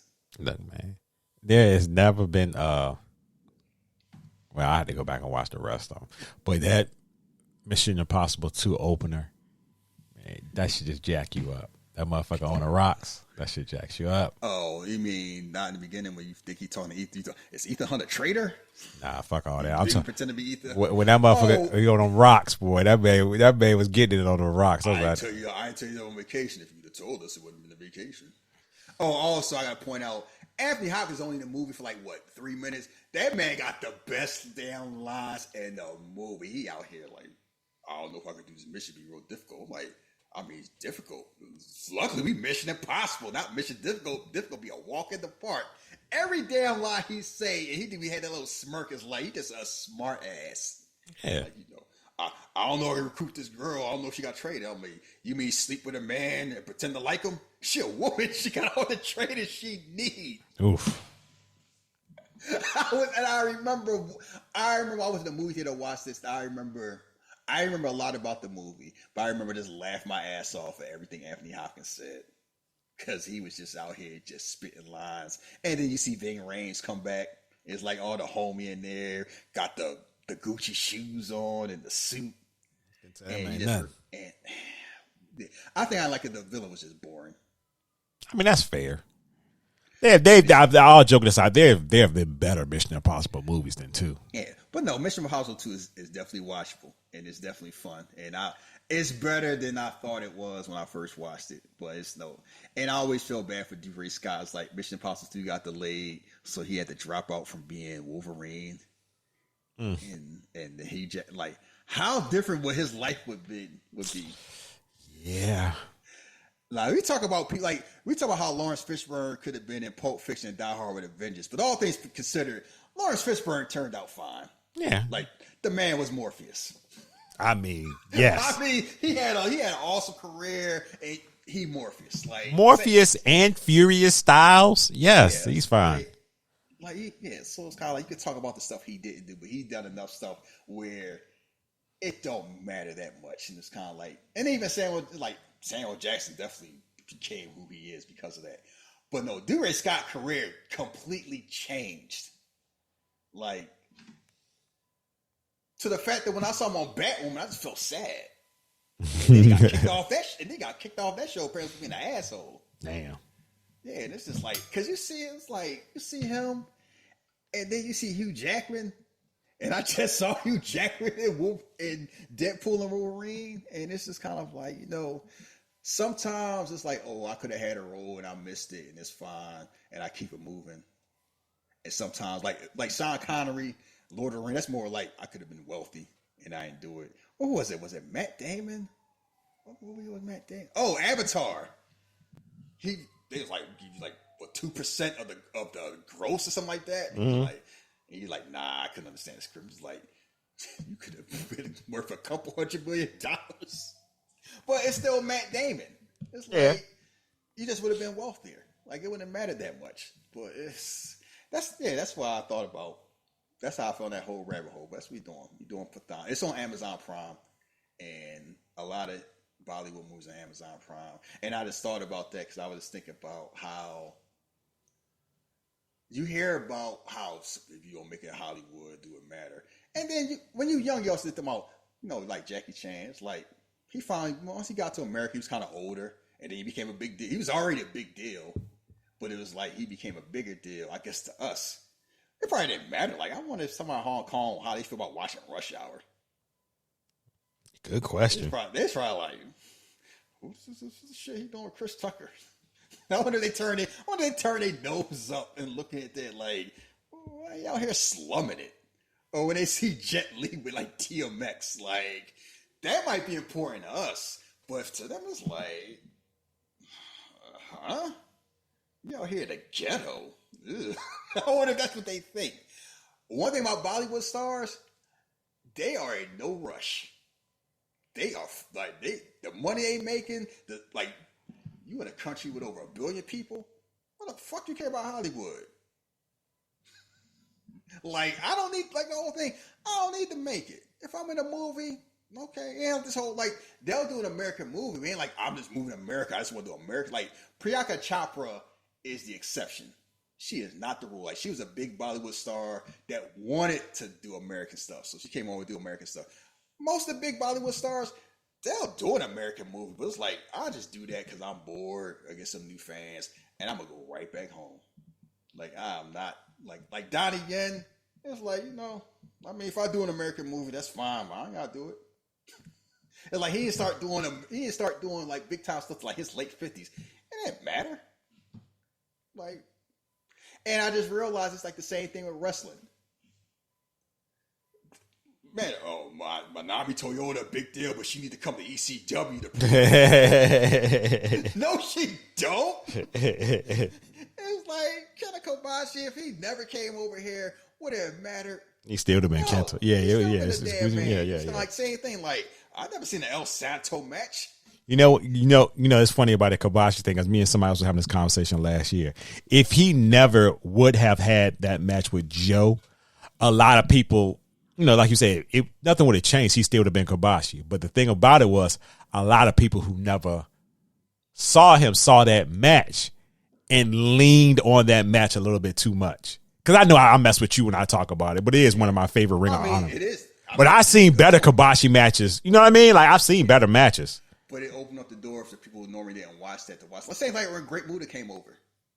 Yeah. Like, Great Muta would have still been important, but for him, it added not just to him to how like a lot of people start watching Japanese wrestling because of him. And it's like, I used to watch more Japanese stuff because of WCW, because it's like, I remember like Dr. Death, Steve Williams, and Terry Gordy, the first tag team I ever hated, was afraid of. I'm like, who these big dudes that just be bullying the Steiner brothers? Yeah.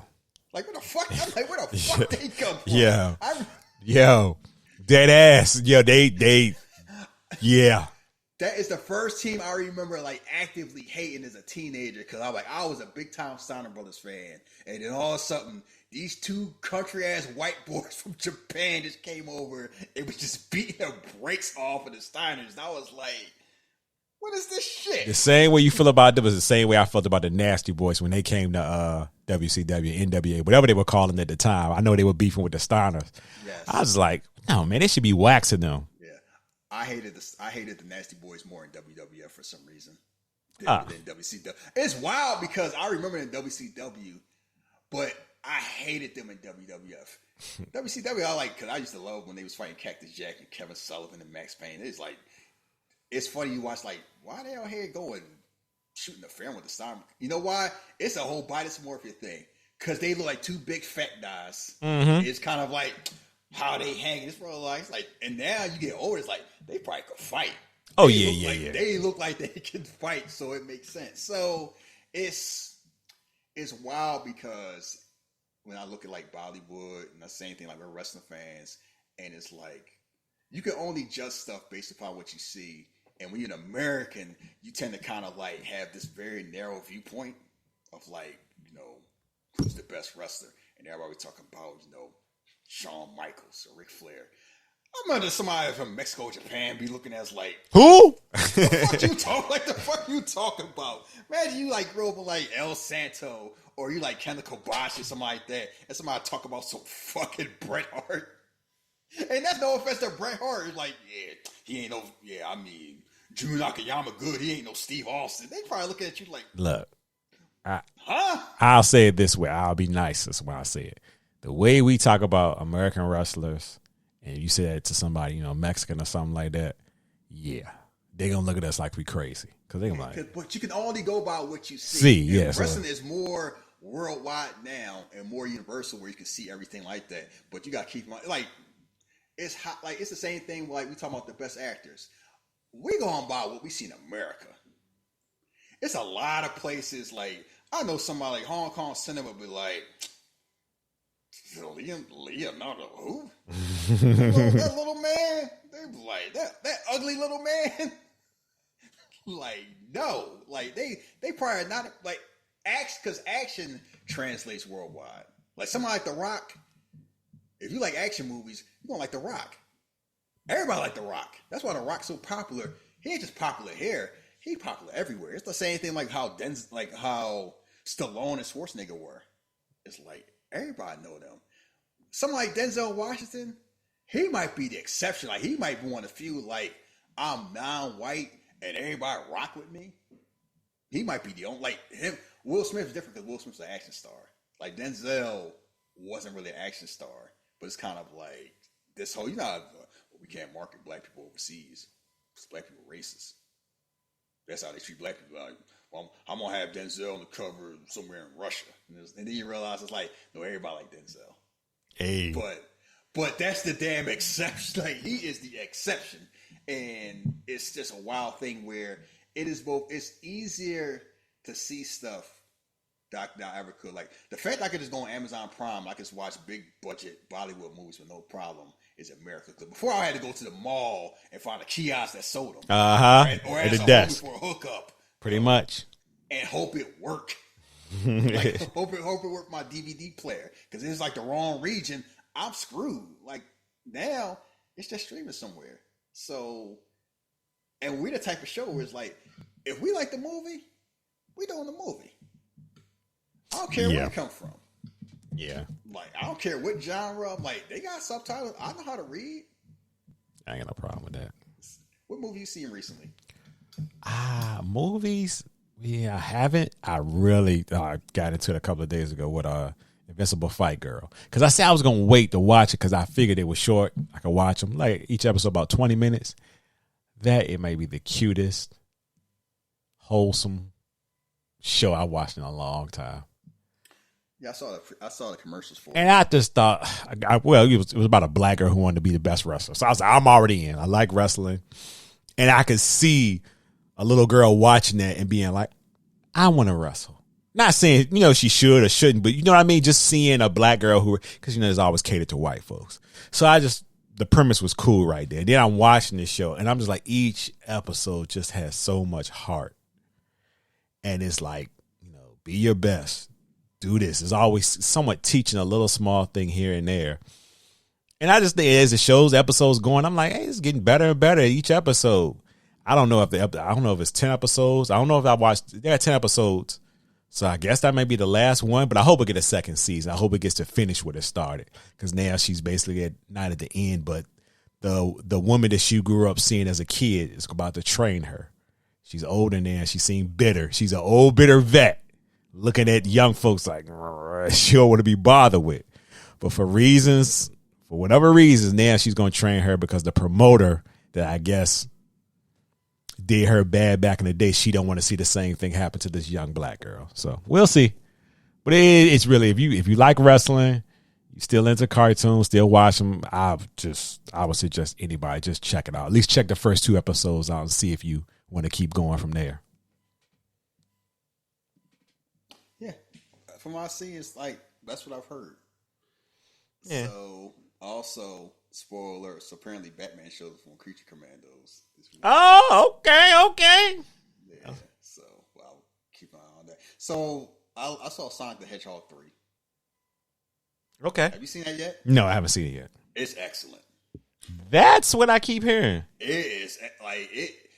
I watch it. That movie's like, one, that franchise has no business being that good, but that movie got no business. Like, it is the jump of improvement, because like the first 2 I enjoyed, there is a market like jump in improvement from like the first 2 to this one.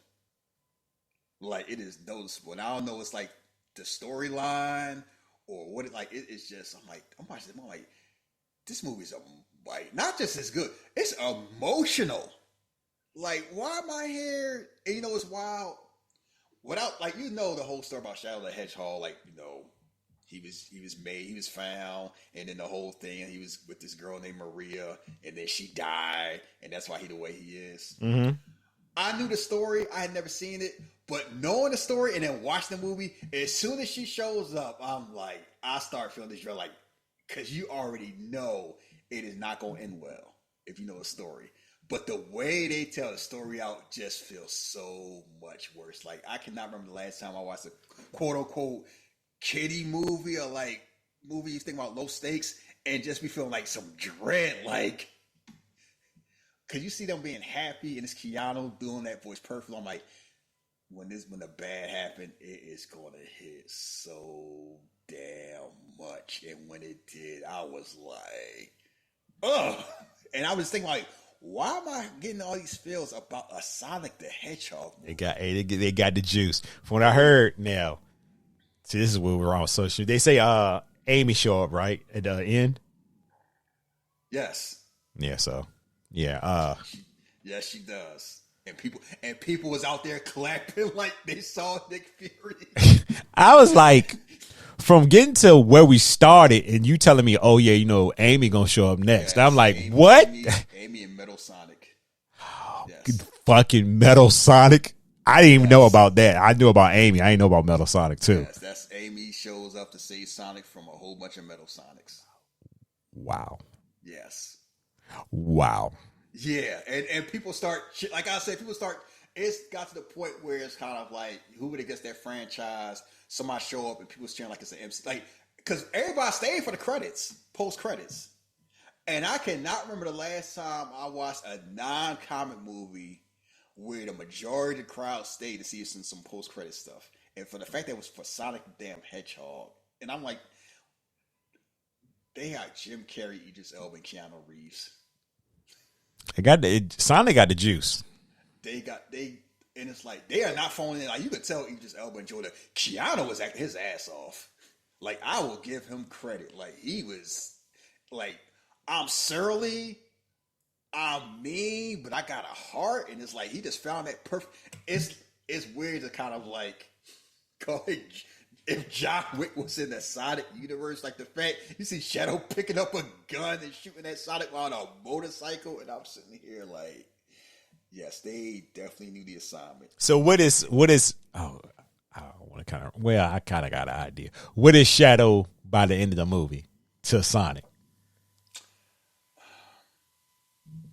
Allies. Okay, yeah, that's what I was figuring. Okay, and also spoiler alert, it's 2 post-credit scenes. I always stay for the first one. I didn't stay for the second one.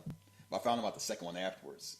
Yeah, and also Jim Carrey playing both himself and like playing both Robotniks. It's like the fact that he's acting against himself. Like, you don't realize. I don't think people take into account, like when people play twins of different characters and they acting off each other, how much work that is. just like Jean-Claude Van Damme. I mean, keep in mind, people make fun of that. Double Impact is good because, like, he act the brother like 2 completely different people. That's not easy. And it's believable that they're twins. And the fact that it's Van Damme playing both of them, people kind of brush it. I'm like, that shit ain't easy. Like, I'm real curious to see how Michael B. Jordan pulls that off in The Sinners. Yeah, I'm eagerly anticipating that film. Even though I'm like, and we talked about before, you know that's gonna be him and John. Oh yeah, it's right there. You can just tell. Like, we won't have to relitigate that, but that's neither here nor there. Like, you just know. But no, I watched that. I've been catch up with a whole bunch of shows. From that, let's think from potentially doing that to now you on Zeus. I mean, look, you got to do what you got to do, but it's just, bro, fuck. Yeah. On the bright side, he engaged. Kudos. When they like you, they like you. Hey, that's the way it's always been told to me. And I'm not a misogynist, so I'll do that whole what she doing. But I know I just be wondering, like, what Devin, her ex be thinking. But that's none of my business. That's all I'm really saying. That's probably what he's saying. Ain't none of my business, I guess. He probably just like, may God bless her. He probably said scripture and go back to minding his business. Because it's kind of like, it is what it is. Yeah. And I have learned between that and the whole Travis Hunter thing and a lot of stuff, I don't even know about business. Listen, I'm going to tell you something about that Travis Hunter thing. The worst thing about the Travis Hunter thing was that everybody had an opinion, right? And that's fine if you want to have an opinion. But then I just felt like it was too much of us regular men that were surfing for shit. Like, all right, y'all doing a little bit too much. Y'all want to have advice. Cool, right? They don't have to listen to you. But now y'all, see, they found this video here and this video there. And I'm just like, all right, y'all doing too much now. Now it's getting out of here. My question is, why we got to have an opinion, though? I mean, a personal opinion. I mean, I get the whole thing, but it's like, we don't need to hear everybody's opinion, but being that we in this world. And I like, not only that we got to hear it, because you actually right that it's human nature, we have opinion. But I was thinking about it, it's like, somebody asked me, like, I don't care. I don't know them. I really don't need to have, my whole thing is, I don't really blame somebody for having an opinion. I personally don't have one. I might have had one when I was younger, but I'm like, I would never meet these people. Never. I don't know him. No. I don't know her. The only reason I hear about this is people keep talking about it. It don't seem to be affecting his own field actions. So what different? Like, It don't matter. I literally do not care. I don't feel anything. I'm angry at all these damn men getting in their business, being all messy about it, more than I even care about his girl didn't get up to clap enough. I ain't dating him, so why care about this girl doing? That got nothing to do with me. Like, that literally has nothing to do with me. And I could just imagine how obnoxious Twitter would have been back in the day with all that Jason Kidd, Jamal Mashburn, Jimmy Jackson, Tony Braxton stuff. Yeah. Remember that? Yeah. Yeah. Can you imagine if we had social media? Can you imagine some of the stuff we used to see in the 90s and 2000s? Like, you talk about how athletes talk. You imagine how they would talk about Dennis Rodman. It's the final season, the NWO, Nitro. Man, he ain't trying to play no basketball. You think Stephen A. Smith is obnoxious on First Take now? Can you imagine how obnoxious sportscasting would be if they had Twitter and we had like First Take around the horn and you saw Dennis Rodman showing up with Carmen Electra's like, nah, they ain't practice because he ran in and hit Lex Luger with a chair on Nitro. People would lose their fucking minds. Like, they would go insane. I've said to people all the time, the biggest advantage that older athletes had to younger athletes is that we don't know as much about them as we know the younger ones. Like, people look at Michael Jordan. Like, you know how people started looking at Michael Jordan when The Last Dance dropped. Yeah, I saw. Especially him and Scottie Pippen. Scottie Pippen even more. Like, Scottie Pippen's been, let's just say he's taking the worst of that. Yeah. And it's like, why they should have paid him more money. He was dumb for taking that money. It's like, money. Yeah, but then you had the people where he signed the contract, so, you just. I mean, who gonna say no? Everybody. No, but what I'm saying is everybody had an opinion about each side, so. And my whole thing is like this. Everybody act like they be Master P. I'm just or the RZA. I was gonna be a master of business in my 20s. Yeah, okay. And you know what? That's my biggest issue with social media these days. Everybody want to stand on something and have an opinion about something. But let me critique your job. All right, y'all like to critique these football players, these college players, or these pro players. Let me critique what you do. Imagine everybody tweeting about your job. It's watching you for they wouldn't be able to handle it. They would lose their mind. I had to let that go because I used to get so damn, especially with college sports, like that kicker, no, they need to take that kicker scholarship away. I'm like, imagine you was mediocre at your job, they fired you. Then next thing you know, I need the tires for my car, no fun time. Well, I'm gonna say you should have been better. Yourself up. You got. They need to trade him to Target. He ain't good for Walmart. Yeah, like they talked about you, like you be talking about these athletes. I'm like, and people do that with no damn shame. Oh, he a bum.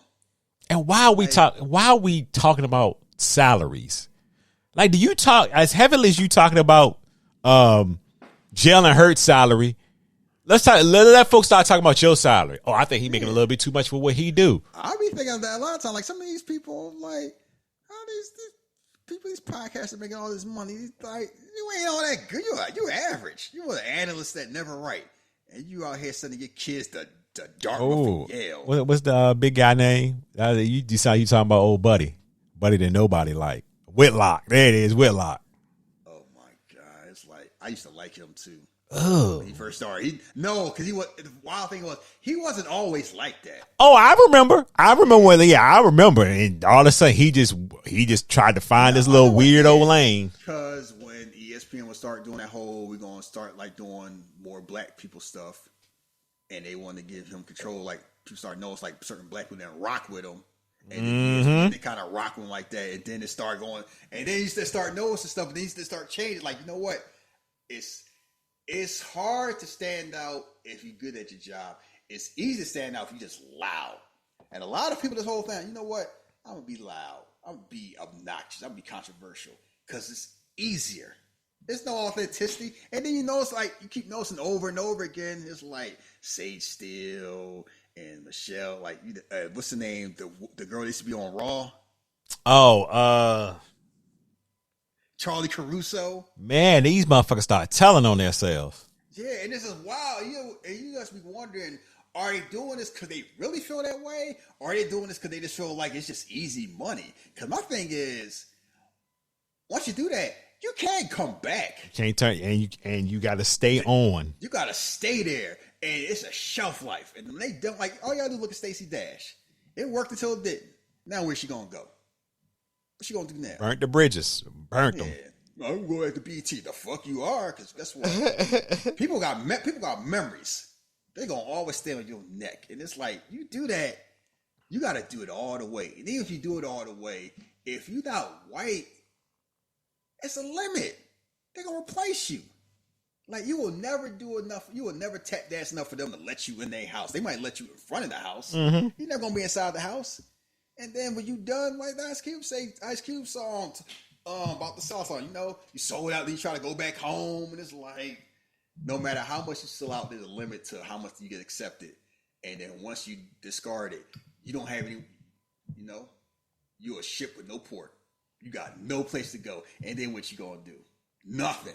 And it's just wild. You just see all, and every time I see that, I'll just be thinking like, I hope it's worth it. And I heard the money good, but I was like, I couldn't do it. Because I could easily be one of them old fake anti-vaccine grifting ass doctors and stuff like that. And probably make money too. I'm black. I'm Muslim. I got an Arabic name. Right. But I'm a real pharmacist. I could fake that shit. That vaccine. I could be one of them Hotep doctors, I used to believe in that shit. And the Dr. Sebi told me the way, that COVID shades like that because you be bald. I just don't. I'm more of the thing of, you gotta, you know what I mean? You gotta come around your real folks eventually. So, you know what I mean? The folks that know you. Guess what? They ain't going back home. I guess that's what it is.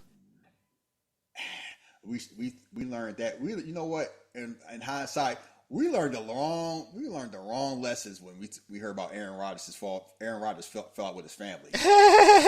Yo, we all took his side. Dead ass. Take his money. Dead ass. We were looking at his family like, yo, why they treating this man like that? And then over time, you start seeing who he was, and you're like, wait a minute. Oh, okay. We had it wrong. To the point of now, his ex, he ruined my life. Wow. Okay. It's wild because it's kind of like you think you know somebody until they show you the real colors. Well, first thing, we don't know these celebrities. And we don't know these people, but we think we know them. And that's always been my as I got older, when you get older, you start to realize, and I think that it was the wrestling thing at first, because that's what I was super big into. And then you just start seeing, well, they talking about, oh, he bigging up Trump. Oh, he doing this. And once we started learning more about the individual, then that's when it was like, oh yeah, I can't rock with this. But I was told by somebody, well, you really shouldn't care about what they do in their personal life. You should just care about the performer. I can't do that. Unless they pretend, like, we ain't talking about somebody pretending to be a terrorist, and we know in real life they not. Like, we ain't talking about Muhammad Hassan. Like, he in a tire pretending to be a terrorist. Yeah, I can't. He ain't like that in real life. If it's Greg the Hammer Valentine, the fuck I can't. Yeah, we can't do that. And I've told. Why can't I? I've told you religiously, thank goodness, look, the Lord rest his soul, Eddie, because I know over time, if he was still here, I know. It's wild, but you don't think about it till somebody be talking, and then they start talking. It's like, because I remember I told you that. Yeah. Because it's kind of like, well, you may not know about Eddie, but you know about Vicky, you know about Chavo. Yeah. Family. But then it's like, oh, you hear about the daughter. Oh, she told us straight up. Oh, and I'm not going to say she wrong. That's his daughter. But I don't know. Yeah, I don't know. And I never got a chance to find out. Thank goodness I didn't. Like, people don't mind politics and sports and entertainment. People mind when the politics don't match the personal politics. Because then it's kind of like, like, you don't hear nobody complain about HBK politics, Stone Cold politics. You hear people complain about the Rocks because I know the Rock really voted. You don't know. Yeah, and I see folks dancing around the Triple H thing. They want to say it, but they. Yeah, like we can put it this way. You could do the math. Oh yeah, the bath over there correctly. You know who he married to. You know who his wife's family rocks with. Mm-hmm. And you seen enough stuff from Triple H back in the day where you could kind of side eye him, but you seen enough stuff now where it's like you want to give him the benefit of the doubt, and it's different. Like HBK, he kind of blatant. Like I can rock with HBK. Oh yeah, we know it. X-Pac, I can rock with X-Pac. Road Dogg, I know I ain't rocking with Road Dogg. Mm-hmm. Triple H is kind of like, you go either way. It's like, well, I know how he do this, but at the same time he do that. Like, he seemed to be cool with it, you know. He seemed to be cool with stuff like this. Like, he cool with people you don't think he'd be cool with. And he rock with stuff that you would normally think he don't rock with.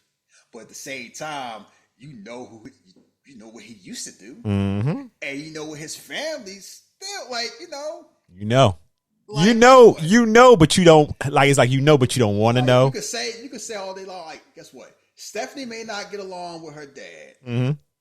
but Stephanie may probably still get along with her mom. And last time I checked, I know who her mom works for. Yep, homies. So it's like, yeah. I seen the picture, and it's like, I don't really do with that, but it's a family thing. And I'm like, everything comes with consequences. I see people. Shahid, major people who were so vocal about another wrestler, they are dancing around this Triple H, and it's fine. I get it. I understand why. But it's wild. The same people that make fun of the Triple H thing. Ask them about Cody Rhodes. They start putting their tap dancing shoes on too. Yeah. Cause I'm like, you can easily do that whole song. It's like it is very few wrestlers that go that directly one way or the other way. Like it's some I know I ain't rocking with. It's some I know I'm rocking with. Everybody else is kind of like, I don't know. Well, the whole Cody thing told on itself is how hard he was rocking with the Bucks, and you know how the Bucks roll, so it's kind of like. Well, I mean, what's the problem? Like that. Right? Hey, I like it. I like his entrance music. Okay. You know what I'm talking about? Kenny Omega, like Kenny Omega, Canadian. Yeah, so he kind of out of this. Yeah, and we ain't talking about. He ain't like Jericho, where you know how Chris. Oh boy, he just rolling in the filth and loving it. Yeah, like Undertaker be like, I Blue Lives Matter, but I watch SEC football. Blue Lives Matter. I hope we still can be friends. I guess Undertaker is a Southern white man, just like Mark Henry is a Southern black man. Where it's kind of like they are very. It's funny where it's not like they like what they like. Yeah, I like black people. I like the cops. Like, and somehow for them, it go hand in hand. For us, we see like, how can you rock both of them? Like for them, they're like, because they do. And I put it this way, I bet you Mark Henry, Undertaker got a lot more in common, and Booker T got a lot more in common than people would be comfortable saying. They do. Because they probably all grew up around the same age-wise, same background, and move the same way. And conversely, I bet you somebody see JBL and be surprised with them all. What are y'all here talking about? He support the Negro Leagues. And that's why I try to tell people, I always try to scream this. The wrestling industry is a bubble. It's their own little bubble that you think these certain people wouldn't get along, that for some reason do. It's not just that. It's kind of like you have to be careful about how you stereotype people, because the stereotypes may not match. Because I'll use a perfect example. If you didn't know anything about Harrison Ford and Tommy Lee Jones, you would think they moved a certain way, and they move a completely different way than you would guess that. From these surly old white men, it's like, no, they don't move that way. Kevin Costner moves in a different way than you would think he does. And Kevin Costner used to move a certain way, and now he don't. It's like, the man that was crying at Whitney Houston's funeral, that's the love of my life, and I'm gonna miss her. Like, you wouldn't have guessed that about Kevin Costner if you didn't know about Kevin Costner. Like, you have to be careful about what because like a lot of times you don't know, because you see Sylvester Stallone and you think about Rocky, and you think about Sylvester Stallone politics. Yeah, they are what they are. And you think about Schwarzenegger, that was actually a Republican governor of California, and then you see how he moved, and it's like, oh, they don't match. It's like, yeah, because it's always not as clean cut as we think it is. And it's like you just assume certain things without really knowing this, because like you said, we really don't know these people. We know what they show. And a lot of times people show enough where it's like, you see how, I know one people I don't trust, white rappers. Oh man, not but Eminem, the only one. Eminem and Paul Wall. Everybody else, yeah, y'all might be here for a short time. Because I learned my lesson with Kid Rock. So I wasn't surprised with Post Malone and what's the other one? Post Malone. That just did that whole, and all of a sudden I do rock and roll now, and I don't fuck with that rap shit. Is it Yellow Wolf? No, I don't know if Yellow Wolf still rap. But yeah, shit. I noticed that whole thing. I do rap for a little bit. Most of them do it. I get on, and then because Miley Cyrus did it, Post Malone do it. It's like, yeah. And the thing about it is, I'm not mad at them. I'm mad at us more than anything, because I'm like, I am mad at them. I mean, you can get mad at them, but we've seen this religiously where. But that don't make it right. I'm not saying to make it right, but I'm saying we should be more careful of, you got to watch this shit because it's shaky. It's shaky. All it takes is one. That's like people always watch it. All it takes is the whole thing is like this. The whole industry didn't put on Iggy Azalea. T.I. did. True. True. All it takes is a few, and it's all like, especially as a woman, all it takes is one woman. Oh, she a white girl with a big butt. That's all it takes. And then they get in there and they rock with it till they don't, and then all of a sudden I was just a phase. And it ain't the industry. It might be a few. It's the same. It's funny because related to wrestling, I see all these people mad at you. Well, I don't need to see Nikita Lyons no more, and blah, blah, blah, and why they still pushing that thing. And I'm like... I get it, though. No, I just laugh because I'm fun. It's funny how y'all change y'all tune. All of a sudden, we got, 2 point, we got all these new girls out here, so you ain't worried about that. Because, why was Nikita Lyons a thing? Because y'all made her a thing. Man, why. Y'all want to act like y'all didn't, and now this whole thing is like, why is she out here with her two knees still acting like she always acted that way? You know who did it? Black men. Y'all no, we built her up. Now y'all sick of the stick. The only reason that we turned her down was, one, she got injured. Two, she did that song with that MAGA rock dude or MAGA rap dude, and they tried to defend it. And then three, look at all the women we got now. Yeah, she's not a unicorn anymore. Yes, like she stood out. I'm a white girl with a big butt that do spin kicks and nunchucks, and I got a goofy ass gimmick. Like there wasn't anything like her. And then it was wild where it's kind of like when she was fighting Last Legend, the timeline was taking her side. Imagine saying that now. That seems absurd now, don't it? No, because was root for her. You know what? You right, but I remember black women being upset about that. Like they should be. I was upset too. I felt like, and that's when I started laughing at HBK. I'm like, he know what he doing. He know exactly what he doing, pitting them against each other.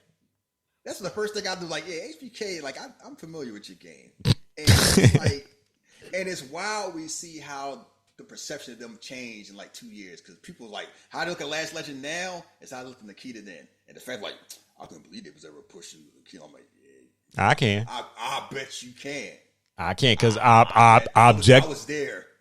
Objectively, she still is a very voluptuous looking woman. She's a thick white woman that looks. She had a black body, white woman with a black body, and it's dope.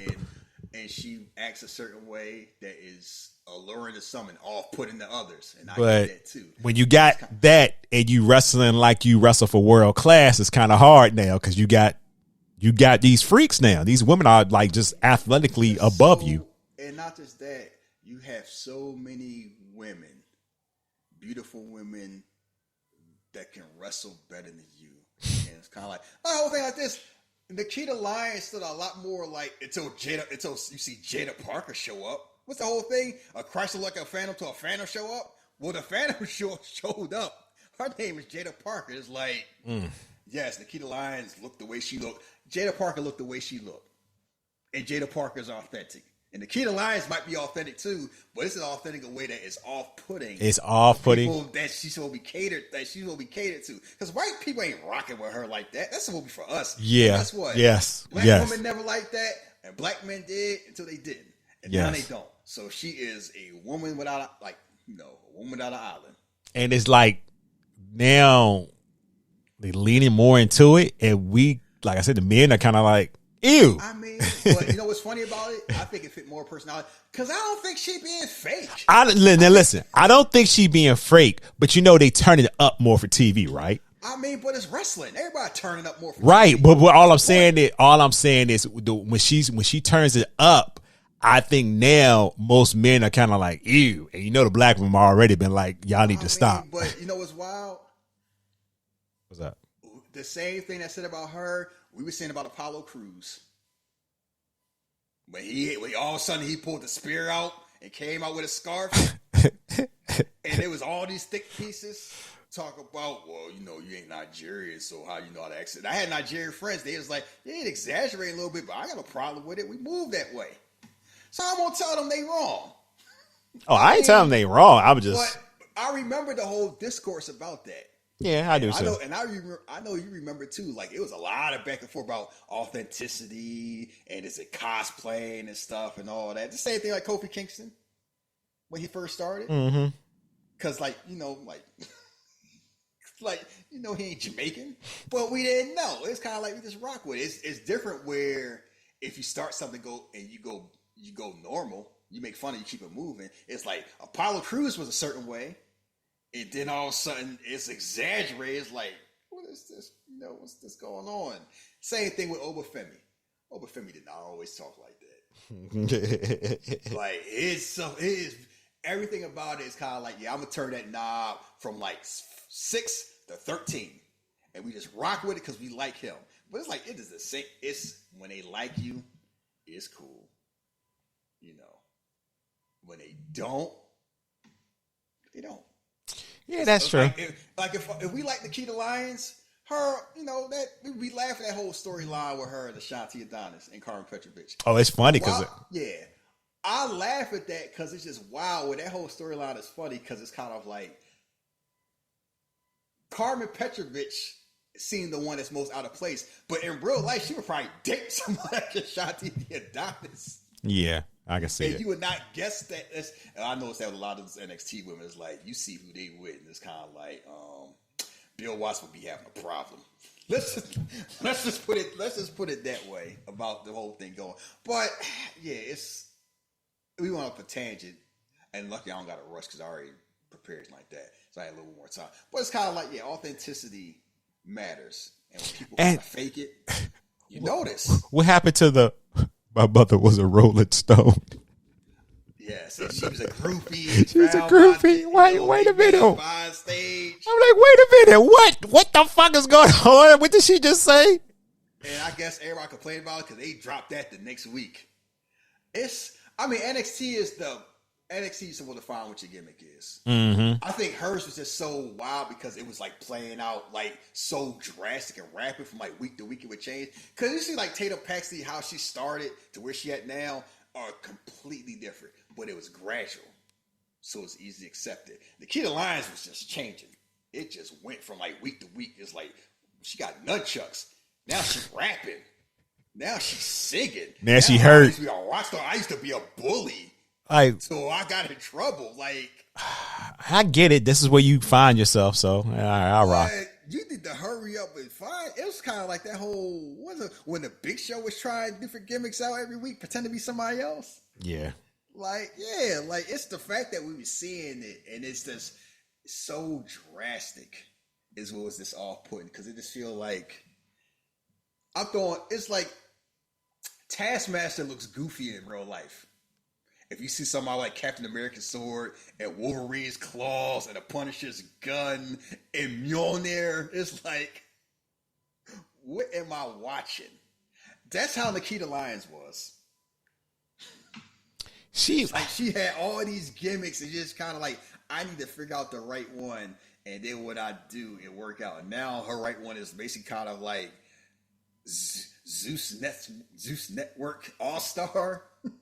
Yeah, Like, yeah. Either Zeus or Tubi. Like I'm out here. I'm black facing it, even though she probably.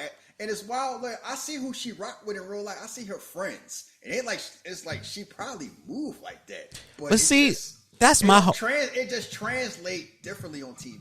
If those are her friends, and I don't know, it's like none of my friends are fucking Republicans or Rockwell Republicans. So you know what I mean? Like Let me tell you something. Look at DX. Yeah. Let's imagine somebody told you. Okay, Kevin Nash. No. Not the click. Imagine somebody told you that the least understanding person out that group was the Road Dogg. Yeah, I would be like, would you believe that? Yeah, I wouldn't believe. X-Pac, not Billy Gunn, not Triple H or Shawn Michaels, the Road Dogg, Mr. I'm about it, Roddy. Yeah. Yeah, because he definitely leaned into our culture. Yeah, and then you think about that, like, remember that argument in NXT? So, well, somebody to point out that Black Lives Matter, somebody said it different, is between HBK and Road Dogg. I bet you everybody was thinking HBK was the one on the side of the road. I ain't gonna hold you. I did too. I'm a HBK fan, so. Because, like, white man from San Antonio that old, what do you know about that? You know the Road Dogg, he was with R-Truth and Conan. And then you find out HBK was on the right side of history, and the Road Dogg wasn't. And it's funny how they perception changed to that argument, because HBK is basically St. Paul of Heyman. Pretty much. He could do no wrong. No wrong. Like, they want him. I wish he was booking the women on the main roster.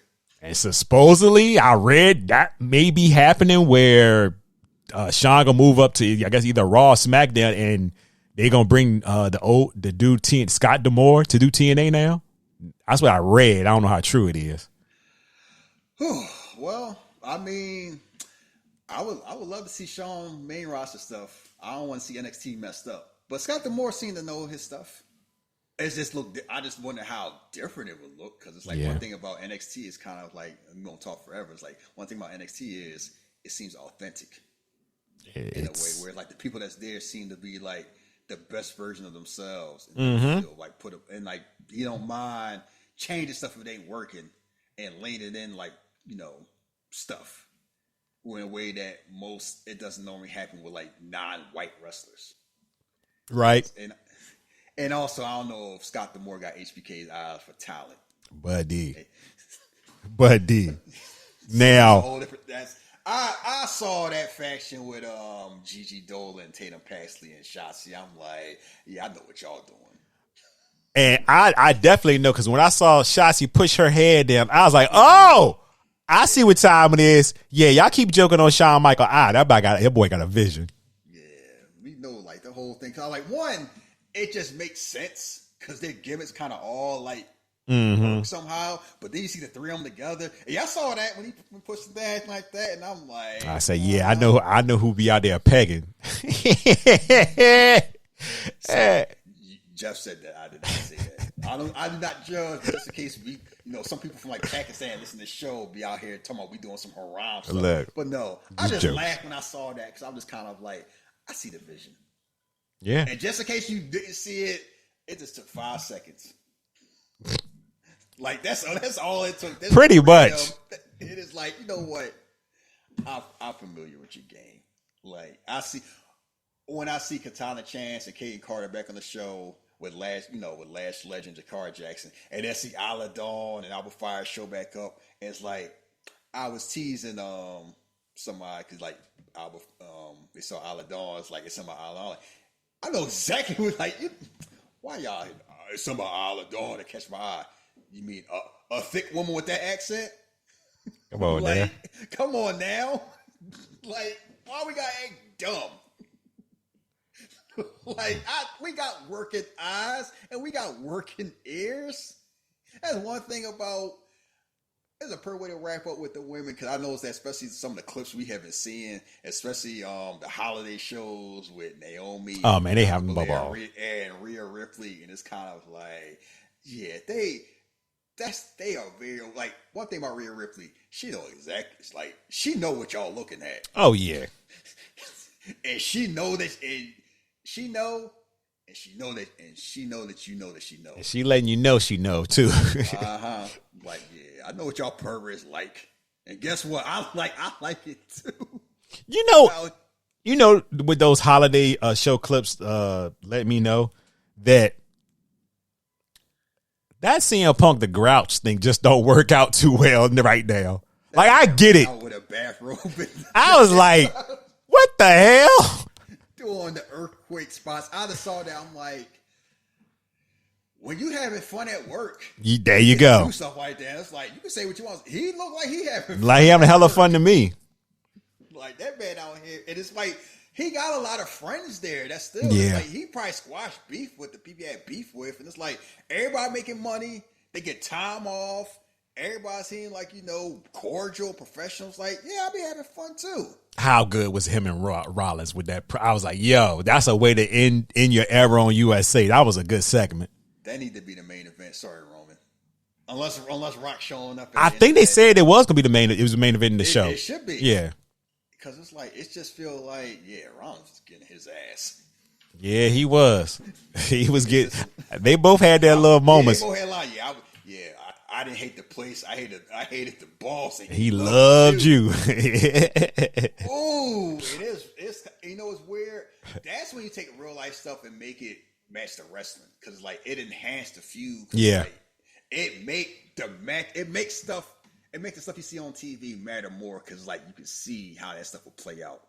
And then the whole thing, y'all was home raising a child. You don't know nothing about that, do you? Oh, you got him with that one.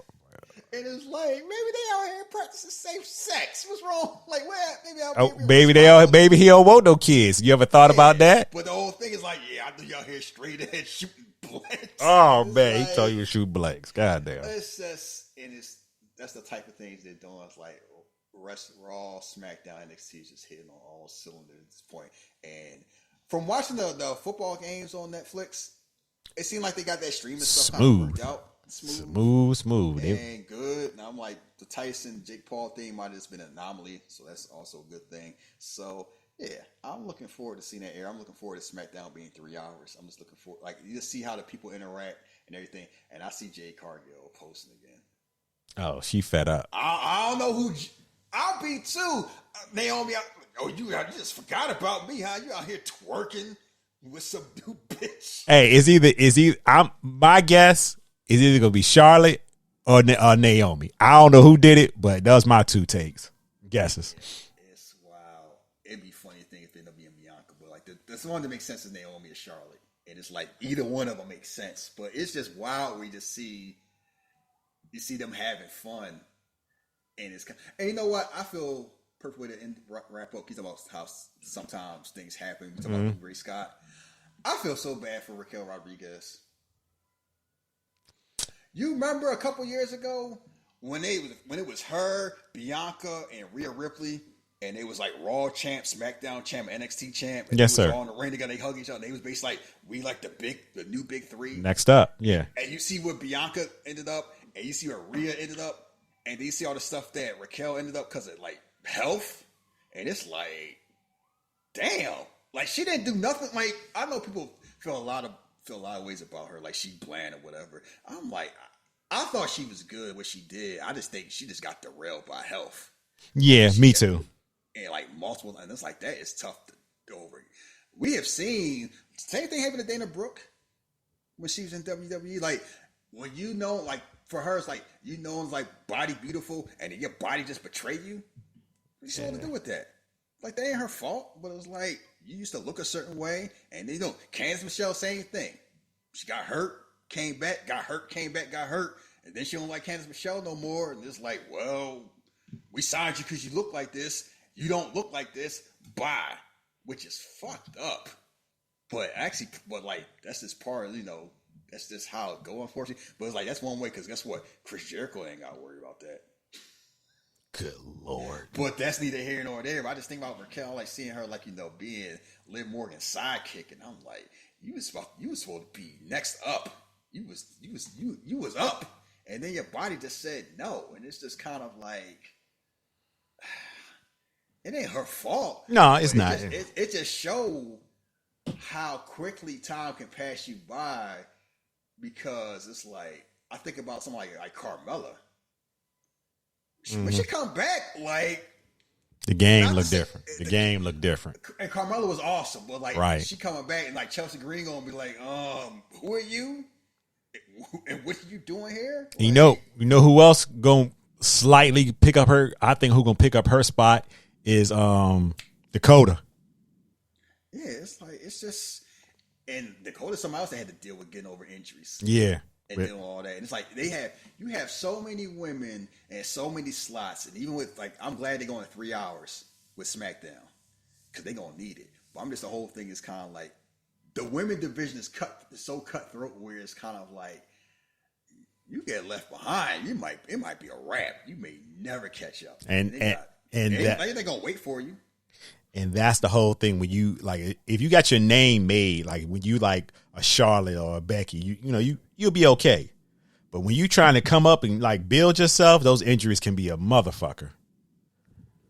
Yeah. And it's kind of like, what are you supposed to do? Like, they ain't gonna wait for you. Yeah, because the machine keep running. And the machine will run. It's like we noticed that with NXT, especially NXT, it's kind of like there's always somebody else coming, and they always seem to have somebody else coming. It's like they sign this person, they sign that person. I was a shot, SEC shot put champion. I got 6 black. I'm the Lithuanian karate champion, and I look like a mod. Like the Carmen Petra was going to be in the Olympics if COVID didn't happen. I think people don't realize that. Like, she ain't just some woman cut out with a sword. Like, she got hands. And that's the type of athletes they have. Like, it's... All you got to do is just look at the final, like, the women they had, like, NXT Women of the Year. Yeah. That list is insane. Just insane. And that's not even counting, like... It wasn't like we ain't talking about like Stephanie Vaquer Julia, which is I know how you feel about Stephanie Vaquer. I tease you. I see the same thing you see. Yo, she that street clothes shit giving a run to Charlotte for real. Like, and like Joe, I'm like Julia could if Julia was like 5 inches taller, she would be a model. Like that's a beautiful one. Is drop dead gorgeous. That's a beautiful one. To just wrestle. They have so many women that's just out here like. We're about to wrap up. I'm glad they wrestling. They wouldn't have been wrestling like 10 years ago. Nah. And they just like, you see Bianca Belair, like we got to take the one that like, we take Bianca Belair for granted. We shouldn't. I don't. That's the Ronnie Lott of the women division. Yeah, because basically, like, you look like that. And you're the greatest athlete they have ever had. Ever, from male or female. Like, yeah, it's like, oh, what would be, how would Shelton Benjamin look if they had personality got pushed? Yeah. Bianca Belair, this is wild. Where it's like, is she in the same era as Rhea Ripley? Well, you can also make that argument with her too. It's like you normally got lucky if you had one. And they have like 3 of them because Io Sky is also there. And it's like you have all 3 of them all at the same time. And that's not even counting the legacy like Becky Lynch and Charlotte, but like that is the Oscars. That is the generation after that. That just have to be. I have to have maybe the 3 greatest women they have ever had, and then you got 2. You got a whole generation right behind them waiting up. And the beautiful thing about right now, especially on the main roster, is these women don't have to be super protected. Like Io can take that loss Monday and be perfectly fine. Mm-hmm. Bianca can take a loss and be perfectly fine. And I like they're at the point where, you can do that now. Yes. It's like, how Io Sky. I mean, Lara Valkyrie ain't no slouch. I think we just look at Io Sky because Io Sky is like someone like Lara Valkyrie. Like Lara Valkyrie is awesome. It's just we have so many great women. You forget that you have so many great women. It's like, yeah, sometimes somebody got to catch an L. And it's like, Io Sky be fine. Mm-hmm. Like, and it's just wild where it's like they have so many women. And this is all without Becky and Charlotte. Becky and Charlotte and they are fine. They are perfectly fine. No Asuka. Yep, I forgot about Asuka. Yep. She's been gone for like a year. Carmella been busy being a mom. It didn't matter. It has not. Like Becky, you imagine somebody told you, "Oh yeah, you lost Becky. Like you're not signing Mercedes. You don't got Becky Lynch and you don't got Charlotte or Asuka, and you ain't gonna miss any of them." And they have not missed any of them. That's the same thing. Like remember when AJ Styles was gone all that time and Nakamura was gone all that time. Yeah, you like, Everybody oh was yeah. like, okay. Like Randy Orton was gone for like a year. They was like, okay, oh, Roman Reigns on vacation. Okay, It'll be all right. Drew not there. Is Sheamus retired? Like it got to the point of where when folks needed to take time off for health or just personal reasons, that everything was still going to be fine. Yes, and they are in a perfect spot where they can take time off for vacation. They can take time. Oh, shout out to people like shout out to Big E. On that, I started watching that Peacock show. They're gonna be on there about the woman, like all her exes keep showing up dying. He's playing one of the exes. No wonder Kofi and Xavier are mad about that. Talking about everything with wrestling. Yo, Shout out. I saw that motherfucker directed the Boise State Band. I sent it to somebody. I was like, nah, Kofi and Woods was right, man. They were right. They were justified. I mean, you want me to show up so we get jumped by the Final Testament? Man, get the fuck out of my face. Like, You should go do stand there and holler at them. Don't touch them. Leave my boys alone. Like, you see that? You see Tony D'Angelo gonna be on the CW show? It's like, Yeah. I knew that was coming once they had hooked up with CW. yeah. And you see Becky Lynch gonna be on a Star Trek show? Yeah. All Hey. right. Hey. That ain't. I try to tell somebody, they were like, oh, it's just Star Trek.